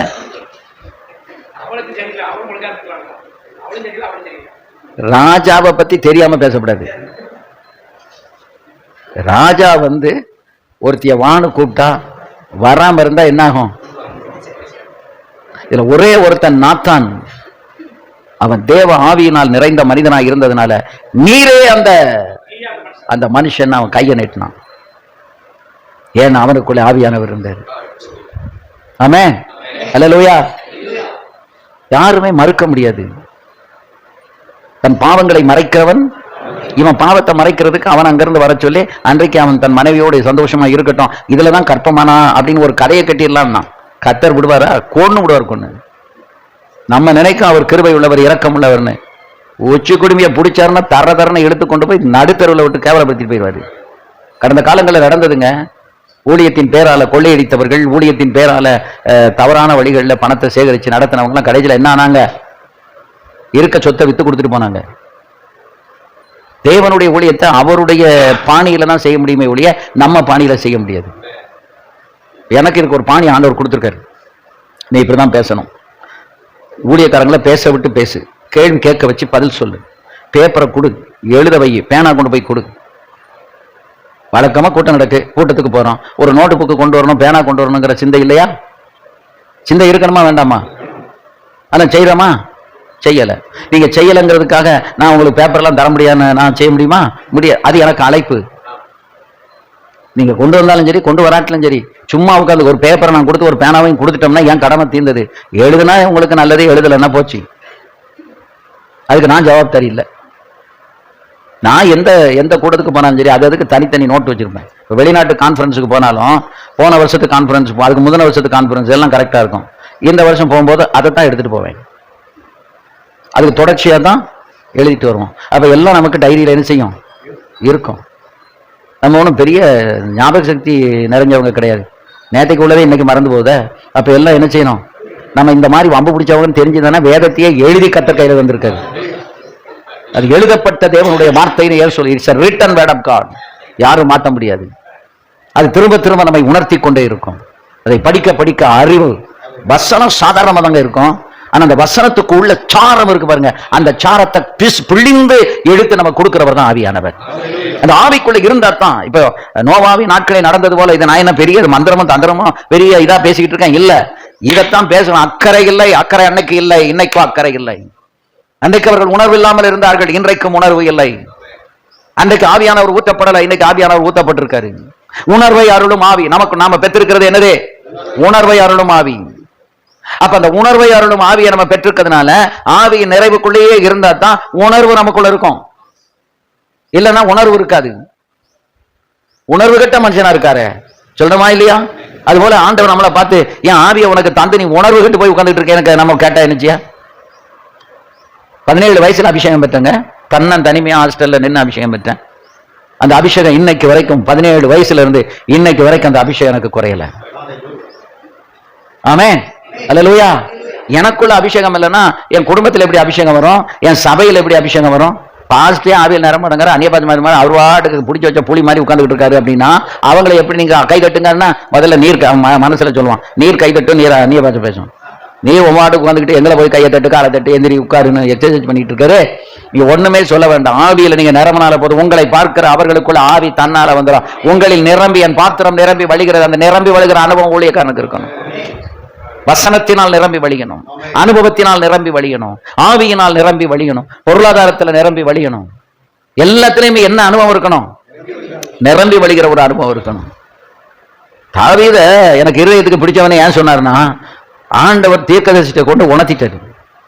அவன் போய் நீ அந்த மனுஷனை கையை காட்டிட்டான். நீ எப்படி என்ன சொல்ல கூடும் போது நாத்தனை தூக்கல போடு, தலையை வெட்டு சொன்னானா? இல்ல. உடனே இவன் என்ன பண்ணான்? அந்த ஆண்டவர்கிட்ட போய் விழுந்து மன்னிப்பு கேட்டு என்னை ஈசோப்பினால் சுத்திகரின 51ஆம் சங்கீதத்தை பாடி எடுத்து, எனக்கு தயவு செய்து இந்த பரிசுத்தாவியை மட்டும் எடுத்துறாதீங்க, நான் உணர்வு கட்டவனா இருக்கையிலேயே இப்படி கேவலம் கட்ட செயலை செஞ்சுட்டனே, நான் இல்லைன்னா என்ன ஆயிருப்பேன்னு சொல்லி கத்தர்கிட்ட அவன் அழுக இருக்கு பாருங்க, இருதயத்தை உடைச்சான். அங்கதான் அவன் பிரியமானவனா மாற்றப்பட்டான். தப்பு பண்ணிட்டோம் அப்படின்னா தப்பு பண்ணிட்டேனே சொல்லிட்டு இருக்கப்படாது. இதுல தவறிட்டான் இருக்கட்டும், உன்னை உயிர்ப்பிக்கிற ஆவியானவர் உன்னோட இருக்கு. ஏன்னா உன்னைய நம்பி ஒரு பெரிய கூட்டத்தை வச்சிருக்காரு. நீ தனிப்பட்ட மனுஷன் அல்ல. உன்னை நம்பி உனக்கு பின்னால யார் இருக்கா? ஒரு பெரும் கூட்டம் இருக்கு. அது 5 பேரா இருக்கலாம், 50 பேரா இருக்கலாம், 500 பேரா இருக்கலாம், 100 பேரா இருக்கலாம், தெரியாது. அப்ப அவங்களுக்கு நம்மிலிருந்து நிரம்பி வழிகிற அனுபவம் அங்க இருக்கு. உங்களுக்கு என்ன உங்க இருதயத்தில் நிரம்பி இருக்கோ அதுதான் அங்க போகும். என்ன என்ன ஆவிக்குரிய அனுபவம் நிரம்பி இருக்கோ அல்லது மாம்ச அனுபவம் நிரம்பி இருக்கோ, what you have that will be ஸ்பில்ட் out to other people. உங்களுக்கு என்ன இருக்கோ அதான். இப்போ எனக்குள்ள என்ன இருக்கோ அதான் வரும். என்னைய மாற்றி பேச சொன்னாலும் நான் பேச மாட்டேன். நாங்கள் போறதை நிறுத்திடுவேன், அவ்வளோதான். ஏன்னா அது நமக்கு, நான் போய் ஊழியம் செய்கிற இடம் அல்ல, அது நமக்கு லாய்க்கு இல்லை. நமக்கு ஆவியானவர் பேசுறதுக்கு சுயாதீனம் இருக்க வேண்டும். அல்லேலூயா, ஆமென். ஆவியானவர் இருந்தாலே கட்டுகள் அருந்து போகுங்க. எனக்கு தெரியும், இங்க வந்து இந்த ஊழியத்தை நம்ம ஆரம்பிச்சு செஞ்சுட்டே இருக்கும்போது 4 முனை தாக்குதல் 3 முனை தாக்குதல்லாம் வந்துச்சு இஸ்ரேலுக்கு. அந்த பக்கம் இருந்து இந்த பக்கம் அதெல்லாம் ஃபோன் பண்ணி எல்லாம் எனக்கு, நான் வந்து 10 பேர் நாளெல்லாம் பார்த்து ஆவியில் நிரம்பினா அந்த 10,000 அவரால் முடியும். எனக்கு தெரியும் ஒரு நாள் இந்த ஹால் நிரம்பும், இடம் இல்லாமல் வெளியிலே உட்கார வேண்டியது வரும். இப்பவுமே நிரம்பும். இன்னும் உங்களுக்குள்ள உணர்வு இல்லை. என்ன உணர்வு இல்லை? திரும்ப திரும்ப ஆவியானவர் பேசிட்டு இருக்காரு, ஆனா அந்த விஷயத்துல சிலருக்கு உணர்வு இல்லை. அது என்ன உணர்வு? மனைவியை கூட்டி கொண்டு வந்து உட்கார வைக்கணுங்கிறது இல்லை. நம்ம நினைக்கிறோம் மனைவி அங்க வீட்டில் சோறு பொங்கி போடட்டும். ஆவியில நிரம்பினா அவ சோறு பொங்குறதே ருசியா இருக்குங்க, உங்களை கவனிக்கிறதே அருமையா இருக்கும். அவ எதுக்குள்ள வரணும்? ஆவிக்குள்ள வரணும். சத்தம் இருக்காது, வாக்குவாதம் இருக்காது, தர்க்கம் இருக்காது. அங்க உங்ககிட்ட தர்க்கம் பண்ணிட்டு இங்க வந்து உட்கார்ந்த உடனே இங்க ஈட்டி எடுத்து இருதயத்துல பச்சக்குன்னு குத்துற மாதிரி குத்திடுவாரு ஆண்டவர். எல்லாம் கிளீன் ஆயிரும். அதுதான் ஆவியானவருடைய வேலை. இருதயங்களை பிளக்கிறவர் அவரு, கணுக்களையும் ஊனையும் சதைகளையும் பிளக்கிறவர் அவர். அல்லேலூயா. அந்த ஆவிக்குரிய மென்மை வந்து பெண்களுக்கு வந்துடும். அவங்க ஏற்கனவே மென்மையானவங்க. அப்ப புருஷனுக்கு ஒத்துழைக்கணும். கர்த்தர் வார்த்தையை பேசுவாரு, நீ உன் புருஷனுக்கு ஒத்துழைக்கலன்னா உன் ஊழியம் மண்ணா போயிடும், கவனமாயிரு, ஜாக்கிரதையாயிரு, நீ ஒரு அழைக்கப்பட்டவள் என்று கர்த்தர் பேசும்போது அவங்க நிலையை அவங்க உணர்வாங்க. அல்லேலூயா, ஆமென். ஏன்னா நம்ம கூட இருந்து வாழ்ந்த அந்த லட்சணத்தை பார்த்துட்டு இங்க என்ன சொன்னாலும் கேட்க மாட்டாங்க சில பெண்கள். மனைவி மாதிரி கேட்காம இருக்கிறதுக்கு காரணம் என்ன? நம்ம தான், வேற ஒன்றும் கிடையாது. உங்களுக்கு நான் சொல்றேங்க இல்லைங்க, உங்க மனைவி உங்களை பார்த்து எங்க வீட்டையா ஒரு தேவ மனுஷன் ஒரு சாட்சிய ஒரு விசுவாசிக்கிட்ட கொடுத்துட்டா போதும். காட்டுத்தீ பரவுன மாதிரி ஆல் இண்டியா ரேடியோவில் எப்படி நியூஸ் பரவ அது மாதிரி பரவும். ஆனா மனைவி நம்மளை பார்த்து என்ன சொல்லணும்? எங்க வீட்டையா வந்து ஒரு தேவ மனுஷன் சொல்லணும். அப்படி சொல்லணும்னா அதுக்கு சில இலக்கணம் இருக்கு. அந்த இலக்கணத்தின்படி புருஷன் மனைவி கிட்டே நடக்கணும். அப்படி நடந்தால் கண்டிப்பா மனைவி என்ன செய்வா? நடந்தா சொல்லுவீங்கல்லம்மா? ஆமா. மனைவி நம்மளை பத்தி ஒரு நல்ல சாட்சி சொல்லியாச்சுன்னு வைங்க, இந்த உலகத்துல வேற எந்த சாட்சி நமக்கு தேவை? சொல்லுங்க. அதானே நமக்கு. நேற்றுக்கு பாஸ்டர்மா, நானு, பாஸ்டர் நசாரியஸ், அவங்க மனைவி எல்லாம் உட்காந்து பேசிட்டு இருக்கோம். அப்போ அவர் வந்து பாஸ்டர்மாட்ட சொல்றாரு, வடிவச்சேரியில் இந்த மாசம் கூட்டம் இருந்துச்சுமா, பாசியா பேசின அந்த செய்தியை ஒரு வசனத்தை எடுத்து அவங்க பேசினாங்க. அவங்களுக்குள்ள இருந்து வந்த அந்த வெளிப்பாடுகளை பார்த்து ஒரு 4-5 பாஸ்டர்ஸ் வந்து எனக்கு ஃபோன் பண்ணி சொன்னாங்க, என்ன வெளிப்பாடு? ஆனால் எனக்கு ஒன்றும் ரொம்ப வெளிப்பாடு தெரியல. எனக்கு நான் சாதாரணமா ஆவியானவர் கொடுக்க பேசிக்கிட்டு இருந்தேன். அவர் நேற்றுக்கு உட்காந்து எங்கள் வீட்டில் அவர் வந்திருக்காரு, கல்யாணத்துக்காக வந்திருக்காரு. உட்காந்து பாஸ்டர்மாட்ட பேசும்போது பாஸ்டர்மா கிட்ட அவர் சாட்சி கொடுக்குறாரு, ஐயா பேசின செய்தி எத்தனை ரெவலேஷன் அப்படின்ட்டு. ஒருத்தர் ஃபீட்பேக் எழுதியிருக்காரு பாருங்க. அதை காரில் படிக்கிறதுக்காகவே எடுத்து வச்சுட்டு வந்தேன்.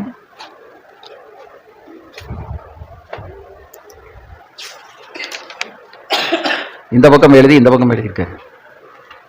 நான் என்னெல்லாம் பேசினோ அத்தனையும் அவளை பாயிண்ட் விடாம எழுதி, பாடுகளின் அவசியம் அதாங்க பேசினேன். அந்த பாடுகளின் அவசியத்தை பத்தி நான் என்னெல்லாம் சொன்னனோ அத்தனையும் அவர் அதில் எழுதி வச்சிருக்காரு. நமக்கு தேவையானதை கர்த்தர் பேசுவார். நம்மளை திருத்துகிறதுக்கு தேதுவான வார்த்தைகளை கர்த்தர் கொடுப்பார். அதான் சொன்னேன், நம்ம வர்றோம், இன்னைக்கு ஒரு நாள் முழுதும் நமக்கு பெய்யும், ஆனா வந்தது நல்லது என்று சொல்லி போக வேண்டும். ஆமென். ஆவியில வளர்ந்துருக்கிறோமா? ஆவியில நம்ம நிறைய காரியங்களை நம்ம உணர்ந்துட்டு போறோமா? இனி போய் நம்ம இதெல்லாம் செய்யக்கூடாது, இப்படித்தான் செய்யணும், சில தீர்மானங்கள் எடுக்கிறோமா?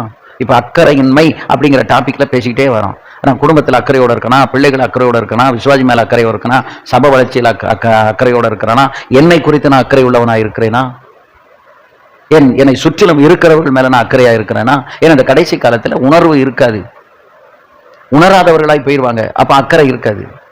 உணர்வு இருந்தா தான் நமக்கு அந்த அக்கறைக்கு கொண்டு வரும், ஒரு அக்கறை, ஒரு கன்சர்ன் நமக்கு வரும். அல்லேலூயா. அதான் நோவாவின் நாட்களில் போல மக்கள் உலக வாழ்க்கையில் மூழ்கி தேவனுடைய நியாய தீர்ப்பை கவனிக்க மாட்டார்கள். வரப்போகிற நியாய தீர்ப்பை கவனிக்க மாட்டாங்க, வரப்போகிற அழிவை கவனிக்க மாட்டாங்க. பாருங்க, நிறைய பேர் பெந்தகோஸ்ல பின்வாங்கி ஆவியில பின்மாற்றம் அடைந்து கிடக்குறாங்க. எனக்கு அது நம்பவே முடியல. ஊழியக்காரங்க அப்படிதான் இருக்காங்க. அப்போ உங்க வாழ்க்கையில வருகிற போராட்டத்தை நீங்க எப்படி ஜெயிக்க முடியும்? நம்மளே பலப்படுத்தணும்னா எப்படி பலப்படுத்த முடியும், திடப்படுத்த முடியும்? நமக்குள்ளே ஒரு பக்தி விருத்தி இருந்து, அந்த பக்தி விருத்தி எப்போ வரும்? அந்நிய பாஷை பேசினா தான் வரும்.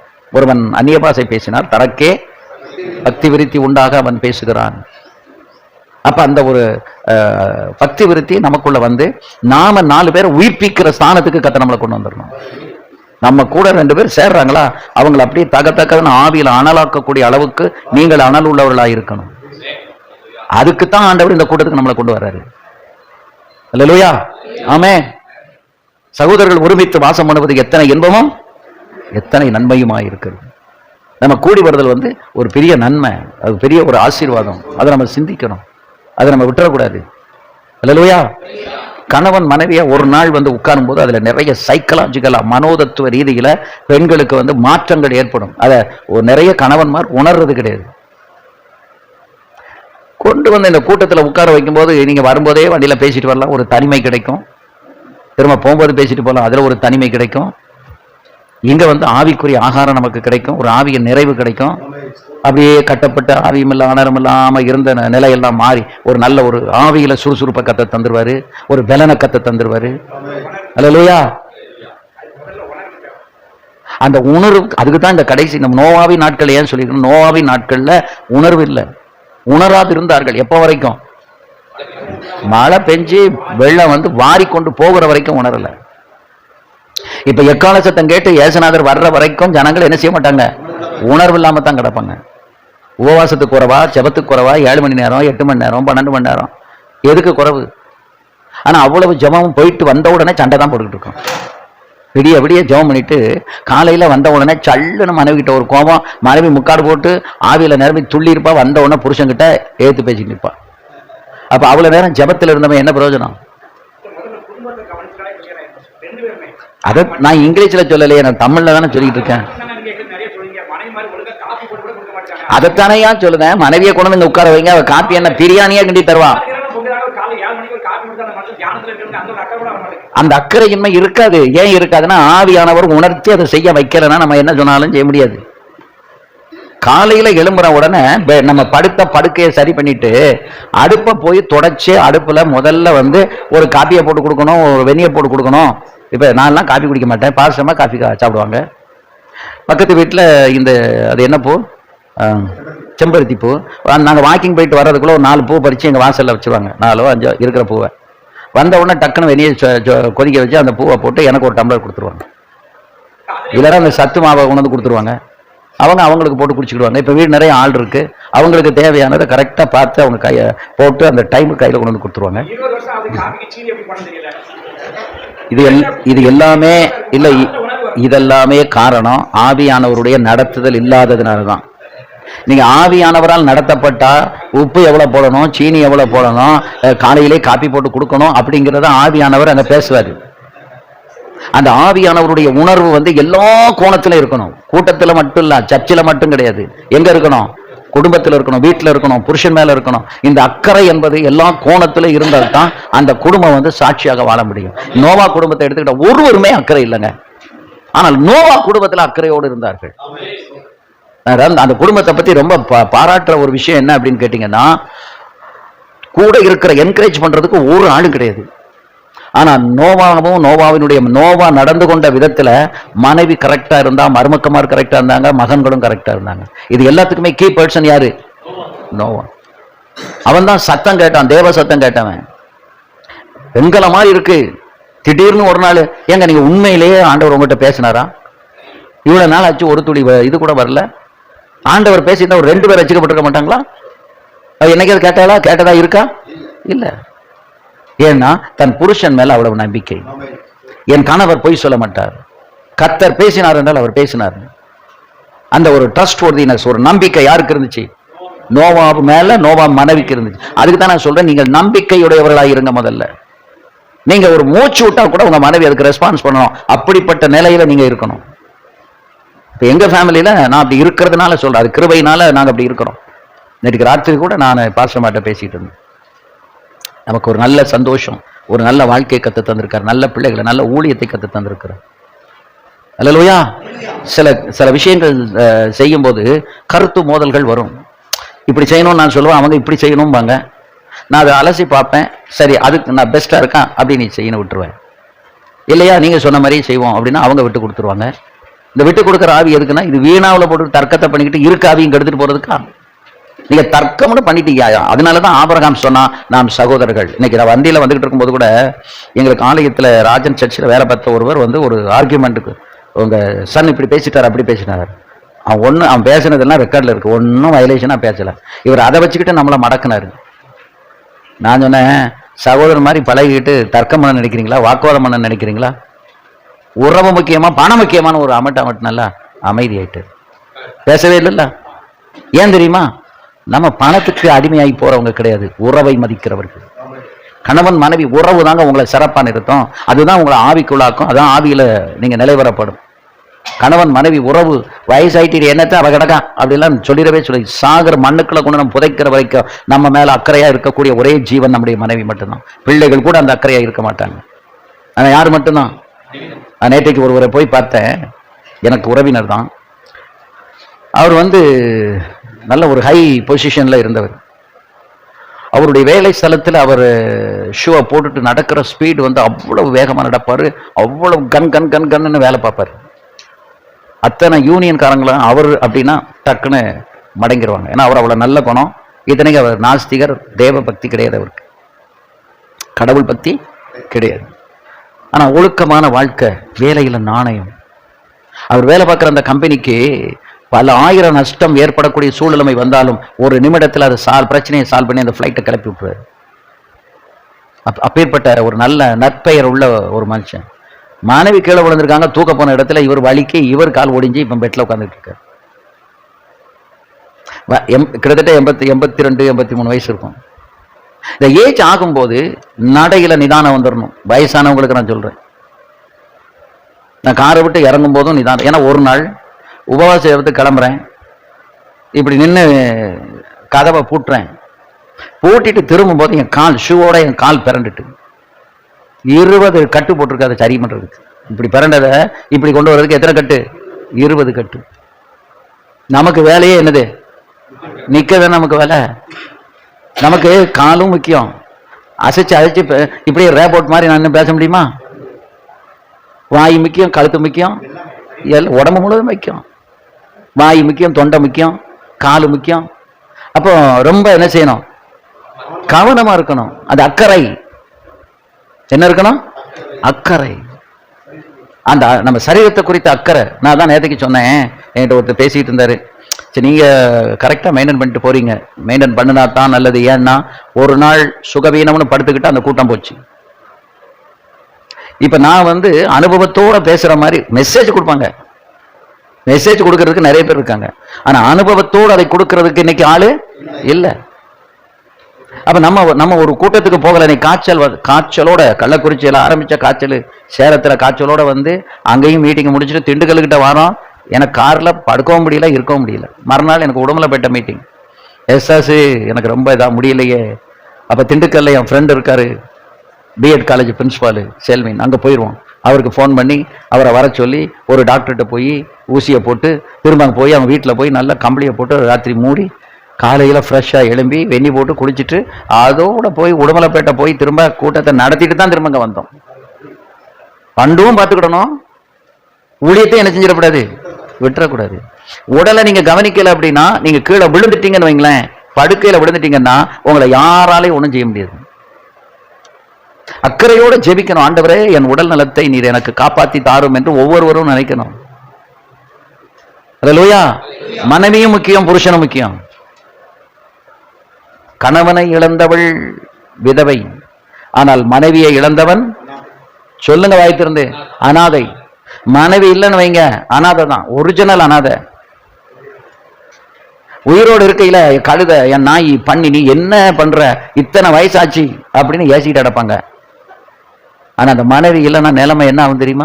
நீ ஒரு அனாதை, ஜாக்கிரதை. அதே மாதிரி கணவனை பார்த்து, கணவன் உயிரோடு இருக்கையில அதை கவனிக்கணும், பார்க்கணும், ஏதாவது ஒன்று செய்யணும், வைக்கணும்னா கணவன் மேல அக்கறை இல்லாத மனைவி சமுதாயத்தில் வந்து கணவனை இழந்துட்டா மனைவிக்கு பேர் என்ன பேரு? விதவை. ஒருத்தரும் மதிக்க மாட்டாங்க. நீங்க ஒரு இடத்துல போய் கால் வைக்க முடியாது. ஒரு கல்யாணம் வந்தா உங்களை கூட மாட்டாங்க. ஏதாவது தள்ளு எவ்வளோ. ஒரு குழந்தை பத்தி அந்த குழந்தைய தூக்க விடுவாங்களா? தூக்க விட மாட்டாங்க. முன்னணியில நிற்கவே முடியாது. புறக்கணிச்சு பின்னாலதான் உட்காந்துட்டு இருக்கணும். எந்த கோச்சில் கூட அந்த கேவலம் கிட்ட நல்லா இருக்கு. ஆமா. அப்ப மனைவிக்கு யார் முக்கியம்? புருஷன் முக்கியம். மனைவிக்கு புருஷன் முக்கியம். புருஷனுக்கு யார் முக்கியம்? ஆமா. நீங்க உங்க பிள்ளைகள் வந்து எனக்கு உண்டாக்கிடுவாங்க, அதை செஞ்சிருவாங்க, நான் உங்களை படிக்க வச்சு அப்படி இன்னைக்கு இந்த பொசிஷன்ல பண்ணு நடக்காது தங்கங்களா. நீ உங்க 2 பேரும் தான். நீங்க நேற்றுக்கு அங்க போறோம், அங்க அவரும் அவருடைய மனைவியும் தான் உட்கார்ந்துருக்காங்க. வேலைக்கு ஒரு ஆள் போட்டு அவங்க வேலை செய்யறாங்க. 3 பிள்ளைகள். ஒன்று ஃபாரின்ல இருக்கு, ஒன்று பாம்பேயில் இருக்கு. வீட்டு வாடகையே கிட்டத்தட்ட 3.5 லட்சம் ரூபாய் என்னமோ நினைக்கிறேன். 1.5 லட்சமோ 3 லட்சம் வீட்டு வாடகை. வீட்டு வாடகை கொடுக்குறாங்கன்னு சொல்றேன். ஆமா, அவ்வளோ ஒரு ஹை சேலரி எல்லாம் இருக்கு. ஆனாலும் அவர் தனிமையில் இருக்கிறார். அப்ப நம்ம சுகம் என்பது மிக முக்கியம். சுகத்தை பராமரிப்பதில் அக்கறை இல்லை என்றால் ஆவிக்குரிய அக்கறை தன்னால. அப்ப கைதட்டுறதுக்கும் ஆவியில் நிரம்புறதுக்கும் அந்நிய பாஷை பேசுறதுக்கும் கர்த்தர் சொன்ன வார்த்தையை சத்தமா பேசனால என்ன வேணும்? பலன் வேணும். அப்ப உங்க சரீரத்தின் மேல உங்களுக்கு அக்கறை வேணும். நான் ஏன் சரீரத்தின் மேல நான் அக்கறை வேணும்? எனக்கு தான் தெரியும். ஒரு கூட்டத்துக்கு போகலாம் என்ன கஷ்டப்படுவாங்க. நம்ம கண்டிப்பா போகணும். அது எனக்கு கூட்டம் இங்க இருந்தா அதுல ஒரு 300 கிலோமீட்டருக்கு அந்த பக்கம், அங்க இருந்தா ஒரு 150 கிலோமீட்டர் இருந்த பக்கம் டிராவல் பண்ணணும். குறுக்கல பலன் வேணும். நான் ஆண்டவர்கிட்ட கேட்கறதுதான், எனக்கு குறுக்கல முதல்ல நல்ல பலன் ஆண்டவர் தந்திருக்காரு. இதைத்தான் சாப்பிடணும்னு டாக்டர் இப்ப எனக்கு ஒரு இது கொடுத்துருக்காரு. கம்பு சோளம் அதுல கம்பு சோளம் கேழ்வரகு, இந்த மாவை திரிச்சு அதுல காலைல 3 தோசை, ராத்திரி 3 தோசை, இல்லையா அதுல ஒரு ரொட்டி மாதிரி, இல்லது ஒரு அது என்னது புட்டு மாதிரி ஏதோ இந்த ஐட்டத்துல. இல்ல இப்ப எனக்கு பிரியாணி வாங்கிட்டு வரணும், எனக்கு புரோட்டா வாங்கிட்டு வரணும்னா எப்படி இருக்கும்? அது வாய் கொழுப்பு இல்ல. போய் சேர்றதுல பிரச்சனை இல்ல, ஒழுங்கா போய் சேரணும்ல. சேர்றது என்ன? நீங்க எவ்வளவுதான் உங்களை நீங்க திடப்படுத்தினாலும் ஒரு நாள் போய் சேரத்தான் போறோம், அதுல சந்தேகம் இல்லை. ஆனா அந்த நம்ம கீழே படுக்கையில விழுந்துட்டோன்னு வைங்க, அது ரொம்ப கஷ்டம். நம்மளை தூக்கி இவர் தன்னால எழும்பும்போது ஈஸியா இருக்கும். இலங்கையிலிருந்து எங்க காலேஜுக்கு படிக்க வந்த ஒரு பையன் திருவேண்டரத்துல இங்க வந்து அவங்க அப்பா கூட்டிட்டு திருவேண்டரம் லாட்ஜில் மறுநாள் காலையில ஃபிளைட்டு திருவேண்டரம் லாட்ஜில் இருக்கையில செத்து போனோம். உடனே ஃபோன் பண்ணாரு, இங்க இருந்து போனோம். செத்து போன பிரேதத்தை அனுப்புறதற்கு ஒரு நாள் முழுதும் வேலை பார்த்துருக்கு. போஸ்ட்மார்ட்டம் பண்ணி, போலீஸ் ரிப்போர்ட் பண்ணி, வாங்கி போஸ்ட்மார்ட்டம் பண்ணி, அதுக்கு ஒரு உடன் பாக்ஸ் பண்ணி, அந்த உடன் பாக்ஸை சீல் பண்ணி, அதுக்கு சில ஏஜென்சி இருக்காங்க, அவங்கள போய் அவங்க கிட்ட இதை கொடுத்து அவங்க அந்த பெட்டியை கொண்டு வந்து வச்சு டாக்டர் அதை சீல் பண்ணி அதுக்கு மேலே மெட்டல் பாக்ஸ் வச்சு அவங்க கார்கோவில் அனுப்புறதுக்குள்ள போதும் ஆகி போச்சு. படுத்து கிடந்தவனே எலும்பு அங்கே போய் உட்காரு அப்படின்னா எழும்பிடும். இல்லை செத்து போனானே, சவத்தை நம்மளாம் தூக்கி சமைக்கணும். நல்ல கை கால் திறனை வச்சுக்கிடுங்க, நல்ல சுகத்தை பராமரிங்க. அப்பந்தான் ஆவிக்குள்ள நீங்க ஆக முடியும். இல்லையா இந்த சரீரம் வந்து பலவீனப்பட்டு விட்டதென்றால் இந்த மைண்ட் ஒர்க் ஆகாது, மைண்டும் ஒர்க் ஆகாது, ஆவியிலையும் நிரம்ப முடியாது, ஊழியத்துக்கு ஓட முடியாது, செய்ய முடியாது, ஒன்றும் பண்ண முடியாது.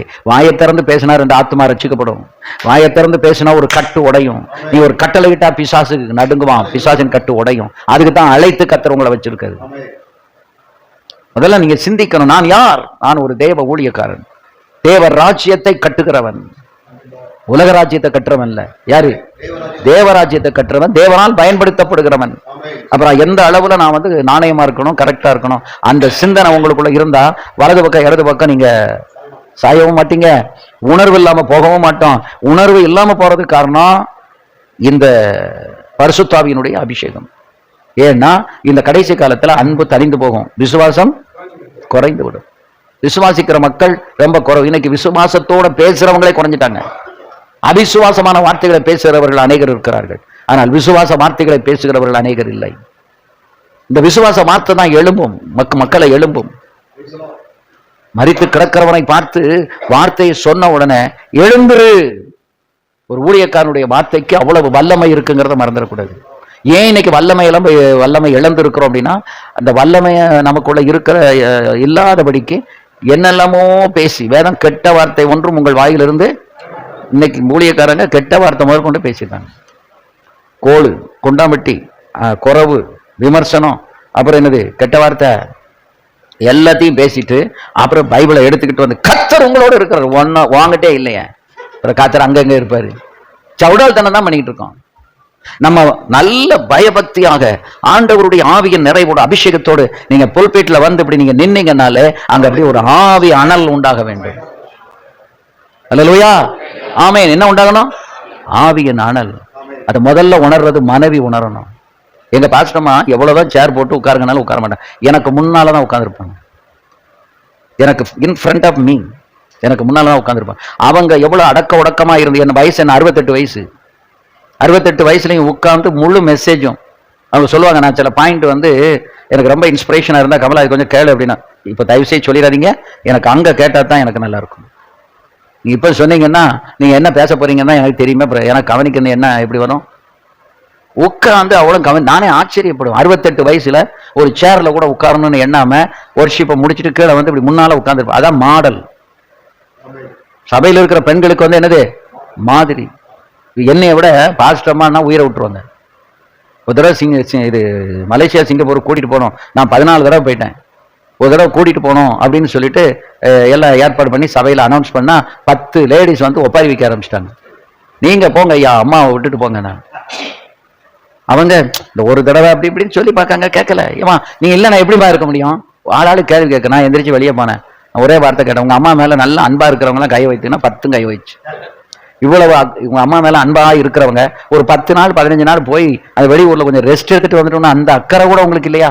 அந்த ஈவரக்கம் இல்லையா? அண்ணன் எல்லாம் சரி சரி அந்த குறிப்பிட்ட டேட்டுக்குள்ள நீங்க வந்துருங்க. என்ன அது எதுக்கு சொல்ல வரேன்னா, ஒரு ஒரு பாஸ்டர் மனைவி அந்த சபைக்கு தாய். லாபம் நஷ்டம் கஷ்டம் அது இது எல்லாத்துலயும் கடந்து உழண்டு. இப்ப நேரத்துக்கு ஒரு கல்யாணம் நடந்துச்சு, தகப்பன் கிடையாது, 3 பொம்பளை பிள்ளைங்க, 3வது பிள்ளைக்கு கல்யாணம். எல்லாத்துக்கும் அவங்க கூட அலைஞ்சு எடுத்து போய் அவ்வளவு வேலைகளையும் செஞ்சு கொடுத்து நேற்றுக்கு அருமையா மகிமையாக அந்த கல்யாணம் முடிஞ்சு. அப்போ ஒரு ஒரு ஸ்திரிக்கு எவ்வளவு கடமை இருக்கு தன் சபையில. அப்பதானே அவர்கள் மதிப்பார்கள். கோவப்பட்டுக்கிட்டு எரிச்சப்பட்டுக்கிட்டு உட்கார்ந்துக்கிட்டு இருந்தா எப்படி முடியும்? அக்கறை இருக்கணும். உடம்ப நம்ம மேல அக்கறை இருக்கணும், மனைவி மேல அக்கறை இருக்கணும், சபை விசுவாசிகள் மேல அக்கறை இருக்கணும், ஊழியத்தின் மேல அக்கறை இருக்கணும். எனக்கு இந்த மாசத்துல இன்னையோட எனக்கு கூட்டம் முடியுது. இதுல ஒரு கூட்டம் மட்டும் நடத்த முடியல. விழுப்புரம் அவங்க சர்ச்சில் டைல்ஸ் போட்டுக்கிட்டு இருக்காங்க, அடுத்த மாசம் வச்சுக்கலாம் அப்படின்ட்டாங்க. மற்றபடி எல்லா கூட்டத்தையும் முடிச்சாச்சு. இன்னும் ஆழ்வான் துளுக்கப்பட்டு அதுக்கு இந்த வாரத்தில் ஏதாவது ஒரு நாள் ஃப்ரீயா இருக்க டைமை பார்த்து அவங்களுக்கு கொடுக்கணும். அப்போ 16 கூட்டம் அப்படின்னா நான் அந்த 16 கூட்டத்தையும் 30 நாளையில முடிக்கணும். போன வாரம் மட்டும் ஒரு 4 நாளையில 7 கூட்டம் நடந்திருக்கு. டெய்லி காலையில் ஒரு கூட்டம், சாயங்காலம் 1, காலையில் 1, 3 நாள், 2 6, திங்கக்கிழமை ஒரு கூட்டம், 7. உடம்புல தெம்பு வேணுமா வேண்டாமா? பிரயாணம் பண்ணதுக்கு பலன் வேணுமா? நம்ம மேல ரொம்ப அக்கறையில பிரியாணியை வாங்கி கொண்டு வந்து வைப்பாங்க, புரோட்டா கொண்டு வந்து வைப்பாங்க, கொத்து புரோட்டா கொண்டு வந்து கொடுப்பாங்க, சிக்கனை கொண்டு வந்து கொடுப்பாங்க. சி அப்படின்னு தள்ளல மாட்டிக்கிடுவோம். எது நமக்கு இல்ல நம்மை சுறுசுறுப்பா இயங்க வைக்கிற உணவு எது? அந்த உணவை பார்த்து அதை மட்டும் சாப்பிடணும். இல்லையா வேண்டாம். பட்டினியாய் கிடந்தால் கூட தப்பு இல்லை, பாய்சனை சாப்பிடக்கூடாது. ஏன்னா ஒரு குறிப்பிட்ட வயசுக்கு மேல ருசிக்கு சாப்பிடக்கூடாது, பசிக்குத்தான் சாப்பிடுகிறது.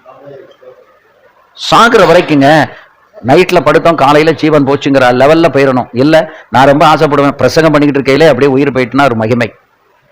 அது வரைக்கும் நம்ம ஊழியம் செய்யலாம். நமக்கு பலன் இருக்கிற வரைக்கும், வருகிற வரைக்கும், ஆண்டவர் பலன் தந்த வரைக்கும் நம்ம என்ன செய்ய வேண்டும்? அப்படியானால் ஆவிக்குரிய அக்கறையும் இருக்கணும், உலக பிரகாரமான காரியங்களும் அக்கறை இருக்கணும். இது ரெண்டுலையும் பேலன்ஸா நீங்க அக்கறை, இந்த உலகத்துல அந்த அக்கறையை பார்க்க முடியாது. இன்னைக்கு குடும்பங்கள் நாசமாகி கிடக்கு. கல்யாணம் முடிச்ச 2 மாசத்துல டிவோர்ஸ் கேட்டுக்கிட்டு இருக்காங்க. அப்படிப்பட்ட உலகத்துல நம்ம வாழ்ந்துகிட்டு இருக்கோம். ஒருவர் மதிக்கிறது இல்லை. அல்லேலூயா. நமக்கு எல்லாத்திலையும் அக்கறை இருக்கணும். சோ அக்கறை இல்லாத ஒரு உலகத்துல அக்கறை உள்ளவர்களாக நீங்கள் இருக்க வேண்டும் என்றே கர்த்தர் விரும்புகிறார். அவர்களுக்கு ஏன் அக்கறை இல்லைன்னா அவர்களுக்கு உணர்வு இல்லை. ஏன் உணர்வு இல்லை? ஆவி இல்லை. நமக்கோ தேவன் ஆவியை தந்திருக்கிறார். அளவில்லாமல் தேவன் அவருடைய ஆவியை நம்ம ஊற்றி இருக்கிறார். எப்பெல்லாம் முடியுமோ அந்த நேரம் எல்லாம் ஆவியில நிரம்பி அந்நிய பாஷை வச்சு கர்த்தரை துதிங்க. பலவீனமே அடையாம இருப்பீங்க. பலவீனத்திலும் அவருடைய பலன் பூரணமாய் விளங்கும். அல்லேலூயா. நான் பலவீனமா இருக்கிறேன், சிக்கா இருக்கிறேன் சொல்லாத. நீ பலசாலி. கர்த்தர் உன்னை கொண்டு பெரிய காரியங்களை செய்வார். உனக்கு திறந்த வாசலை வச்சிருக்கிறாரு. நிறைவான ஆவியை கத்தர் வச்சிருக்காரு. எப்பவும் உங்களையே நீங்க மதிப்பா நினைக்கப்படுங்க, நல்லா ட்ரெஸ் பண்ணுங்க. எங்க ஹாஸ்டல்ல படிச்ச ஒரு ஸ்டூடெண்ட் போன வாரத்துல 14ஆம் தேதி எங்க பக்கத்துல என்கேஜ்மெண்ட், எங்க சர்ச்சுக்கு அடுத்த வீடு. நான் சர்ச் எல்லாம் முடிச்சுட்டு கடைசியா அந்த பிள்ளையை போய் ஆசீர்வாதம் ஜெபம் பண்றதுக்காக நானும் பாஸ்டருமா போறோம். அங்க போய் அந்த என்கேஜ்மெண்ட் முடிஞ்சு அந்த பொண்ணு மாப்பிள்ளையே உட்கார்ந்துருக்காங்க. பக்கத்துல ஒரு பையன் நின்றுட்டு இருக்கான். நான் அப்படி வீட்டுக்குள்ள நுழைஞ்ச உடனே அவன் அங்கிருந்து வந்து அப்படியே எங்க 2 பேர் காலையும் கீழே விழுந்துட்டான். அங்க இருக்கிற எல்லாருக்கும் ஆச்சரியம், அவன் தான் அந்த மாப்பிள்ளையை பார்த்து ஃபிக்ஸ் பண்ணியிருக்கான். மாப்பிள்ளைக்கே அதிர்ச்சி. அவன் காலில் விழுந்துட்டு, இது மனோவர் பாஸ்டர்லா, எத்தனை வருஷத்துக்கு முன்னால பார்த்தது. அவன் சின்ன பையனா 4ஆவது 5ஆவது 6ஆவது படிச்சவன். இப்போ அவன் PhD பண்ணிட்டு இருக்கான் மனோன்மணியம் சுந்தரனார் யூனிவர்சிட்டியில. காலில் விழுந்துட்டு சொல்லலாம், நீங்க அன்னைக்கு இருந்த மாதிரியே இன்னைக்கு இருக்கிறீங்க. உடனே எல்லாம் சொல்லலாம், இவங்க எனக்கு சாரி, இவங்க கிட்ட தான் நான் ஒழுக்கத்தை படித்தேன், நான் வேதத்தை படித்தேன். அவன் இதில் தான் இருக்கான். ஆனால் சொல்லுதான், எல்லாத்தையும் படித்து இவங்க தான் எனக்கு போதிச்சு என்னை கொண்டு வந்தவங்க. அந்த குடும்பத்தாருக்கே ஆச்சரியம். எந்த இடத்துல உங்களை கத்தர் மேன்மைப்படுத்த போறாருன்னு உங்களுக்கு தெரியாது. ஆனா எந்த இடத்திலையும் மேன்மை உள்ளவர்களாக இருக்க பழகிக் கொள்ளுங்கள். சும்மா எனத்தியானுக்காக கச்சாக்கா முக்கான எனத்தியாவது ஒரு சட்டையை போட்டுக்கிட்டு கூழாங்கல் மாதிரி போய்கிட்டு நிற்கக்கூடாது. CSI ரெவரன்ஸு கேத்தலிக்ஸ் ஃபாதர் எல்லாம் பாருங்க, டிராவல் பண்ணும்போது பேண்ட் ஷர்ட் போட்டிருப்பாங்க. ஆனா அவங்களுடைய ஊழியம் அப்படின்னு வரும்போது எப்படி இருப்பாங்க, நீட்டா அந்த அங்கியோட போயிட்டான்னு நிற்பாங்க. அதுக்கு தான் ஆட்கள் பயப்படுவாங்க. நம்ம எப்படி இருக்கோம், நம்மளை பார்த்தா பாஸ்டர்னு சொல்லுவாங்களா, அல்லது இன்ஸ்பெக்டர்னு சொல்லுவாங்களா, அல்லது பேங்க்ல வேலை பார்க்க கிளர்க்குன்னு சொல்லுவாங்களா, எப்படி சொல்றாங்க? சொல்லுங்க. நாம் யார் தெரியுமா? தேவனால் அபிஷேகிக்கப்பட்ட தேவ மனிதர்கள். அல்லேலூயா. மற்றவங்களுக்கு உள்ள இல்லாத ஒன்றை உங்களுக்கு எனக்கு தந்திருக்காது. அது என்ன தெரியுமா? அடுத்தவங்களை ஆசீர்வதிக்கிற அந்த ஒரு கிருபை. ஜனாதிபதி கிட்ட போய் ஐயா என்னை ஆசீர்வதிங்கன்னு கேட்பாங்களா? இல்ல CM கிட்ட போய் என்னை ஆசீர்வதிங்கன்னு சொல்லுவாங்களா? யார்கிட்ட கேட்பாங்க? உங்ககிட்ட யார்கிட்ட தான் கேட்பாங்க. அப்புறம் ஆசீர்வாதத்தால் நிறையப்பட்டவர்கள். அல்லேலூயா. நான் ஒரு குடும்பத்துக்கு ஜெபம் பண்ணேன். இந்த கொரோனா நேரம் பார்த்தீங்களா, அதனால தலையில கை வைக்கிறதில்லை. இப்படி மேலே வச்சு ஜெபம் பண்ணிட்டே இருக்கிறேன். அவங்க தலையில கை வைப்பாங்கன்னா அவங்க 2 பேரும் நினைச்சிருக்காங்க. தலையில கை வைக்கல, கண்ணை முடிச்சு என் கையை பிடிச்சி அமைக்கி இப்படி வந்து இப்படி பிடிச்சிக்கிட்டாங்க கை.